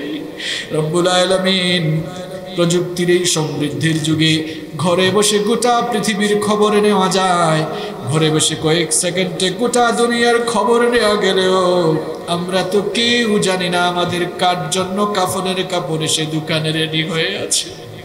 গো মাবুদ, এমনও তো হতে পারে আজকের এই মোনাজাত আমাদের কারো কারো জন্য জীবনের শেষ মোনাজাত হয়ে যেতে পারে, আর কোনোদিন হাত তোলার সুযোগ নাও পেতে পারি। ওগো মাবুদ, এই জন্য তোমার কাছে আমরা নিবেদন করছি, আমরা আমাদের জীবনে জানা অজানা শিরক, বেদাত, সগীরা কবিরা, প্রকাশ্য অপ্রকাশ্য যত গুনাহ করেছে, সকল গুনাহগুলো তুমি মাফ করে দাও। আমাদেরকে মাসুম বানিয়ে, নিষ্পাপ বানিয়ে বাড়ি ফিরিয়ে দাও রব্বুল আলামিন। আমাদের স্ত্রী, সন্তান, সন্ততি, পরিবার পরিজন সকলকে তুমি মাফ করে দাও রব্বুল আলামিন। আমাদের ছেলে মেয়েগুলোকে মাফ করে দাও। আমাদের ছেলে মেয়েগুলোকে আল্লাহওয়ালা, মুত্তাকি, পরহেজগার বানিয়ে দাও রব্বুল আলামিন। আমাদের কলিজার টুকরা মা বাবাকে মাফ করে দাও। আমাদের যাদের মা বাবা কবরবাসী হয়েছেন, কবরগুলোকে জান্নাতুল ফেরদাউস বানিয়ে দাও। আমাদের যাদের মা বাবা বেঁচে আছেন, নেক হায়াত বাড়িয়ে দাও। আমাদের মা বাবার খেদমত করার তৌফিক আমাদেরকে দান করে দাও। আল্লাহুম্মা গফিরলি ওয়া লিওয়ালিদাইয়া ওয়া কুর রাব্বিরহামহুমা। আমার ভাইরা পড়েন আমার সাথে, রব্বিরহামহুমা কামা রব্বায়ানি সগীরা। রব্বিরহামহুমা কামা রব্বায়ানি সগীরা। রব্বুল আলামিন, এই এলাকায় যত কবরস্থান রয়েছে, কবরস্থানের সমস্ত মুর্দেগানদের কবরের আযাব মাফ করে দাও রব্বুল আলামিন। আজকের এই মাহফিলটিকে তুমি কবুল করে নাও রব্বুল আলামিন। যে ময়দানে বসে আমরা কথা বলছি, এর পাশেই থানাগাটা আমিনিয়া মাদ্রাসা রয়েছে, মসজিদ রয়েছে রব্বুল আলামিন। এই মাদ্রাসার মসজিদকে তুমি কবুল করে নাও। এই মাদ্রাসার মসজিদের প্রতিষ্ঠা লগ্ন থেকে যে সকল বান্দা বান্দিরা নিবেদিত প্রাণ হয়ে কাজ করেছেন, সহযোগিতা করেছেন, তাদের মধ্য থেকে যারা দুনিয়া থেকে চলে গিয়েছেন, তাদের কবরগুলোকে জান্নাতুল ফেরদাউস বানিয়ে দাও। যারা এখনো বেঁচে আছেন, এগুলোর মহব্বতে, যারা কোরআনের মহব্বতে, ইসলামের মহব্বতে যারা কাজ করছেন, তাদের সকলের হায়াতের মধ্যে বরকত দান করে দাও রব্বুল আলামিন। আজকের এই মাহফিলটিকে তুমি কবুল করে নাও। এই মাহফিল বাস্তবায়ন করতে গিয়ে তোমার যে সকল বান্দা বান্দিরা টাকা দিয়ে, পয়সা দিয়ে, মেধা, শ্রম, বুদ্ধি দিয়ে যারা এই যেভাবে সাহায্য সহযোগিতা, কষ্ট আর মেহনত করেছেন, আর আমরাও যারা মাহফিলে এসেছে, কাল কিয়ামতের কঠিন দিনে এই মাহফিলকে আমাদের সকলের জন্য নাজাতের ওয়াসিলা বানিয়ে দিও রব্বুল আলামিন। মাহফিলে যত উলামায়ে কেরাম কথা বলেছেন, তাদের ইলমে যোগ্যতা আরো বাড়িয়ে দাও। আগামীকাল যারা কথা বলবেন তাদেরকে সালামতে এখানে উপস্থিত হওয়ার তৌফিক দান করে দিও। রব্বুল আলামিন মাহফিলে বক্তব্য রেখেছেন আমার অত্যন্ত প্রিয় মানুষ মাওলানা রবিউল ইসলাম। রব্বুল আলামিন তার ইলমে যোগ্যতা আরো বাড়িয়ে দাও, তাকে তুমি কোরআনের জন্য কবুল করে নাও। রব্বুল আলামিন এই মাহফিলের অন্যতম তত্ত্বাবধায়ক আমার অত্যন্ত প্রিয় মানুষ মাওলানা মনোয়ার হোসেন মুমিন ভাইকে তুমি কবুল করে নাও, হায়াতের মধ্যে বরকত দান করে দাও, তার ইলম আর আমলগত যোগ্যতার বহুগুণে তুমি বৃদ্ধি করে দাও। রব্বুল আলামিন ওনার পরিবারের মধ্যে বরকত দান করে দাও। রব্বুল আলামিন ওনার ছেলে চমৎকার তেলাওয়াত শুনেছি, রব্বুল আলামিন তার ছেলেটিকে তুমি বিশ্ববরেণ্য আলেম বানিয়ে দাও। রব্বুল আলামিন মুমিন ভাইয়ের মা মারা গিয়েছেন, ইন্তেকাল করেছেন, রব্বুল আলামিন তার কবরটাকে তুমি জান্নাতুল ফিরদাউস বানিয়ে দাও। রব্বুল আলামিন হাফেজ মিজানুর রহমান ভাই অনেক আপ্যায়ন করেছেন, রব্বুল আলামিন আমার মিজানুর রহমান ভাইকে তুমি মাফ করে দাও, তার পরিবারের মধ্যে ব্যবসা বাণিজ্যের মধ্যে বরকত দান করে দাও, তার ছেলে মেয়েগুলোকে তোমার দ্বীনের জন্য কবুল করে নাও। রব্বুল আলামিন মাওলানা মারুফ ভাই তিনি অত্যন্ত কষ্ট করেছেন, মাওলানা মারুফ ভাইকে কবুল করে নাও, তাকে তুমি তোমার একজন দ্বীনের দায়ী হিসাবে কোরআনের খাদেম হিসাবে তুমি তাকে কবুল করে নাও।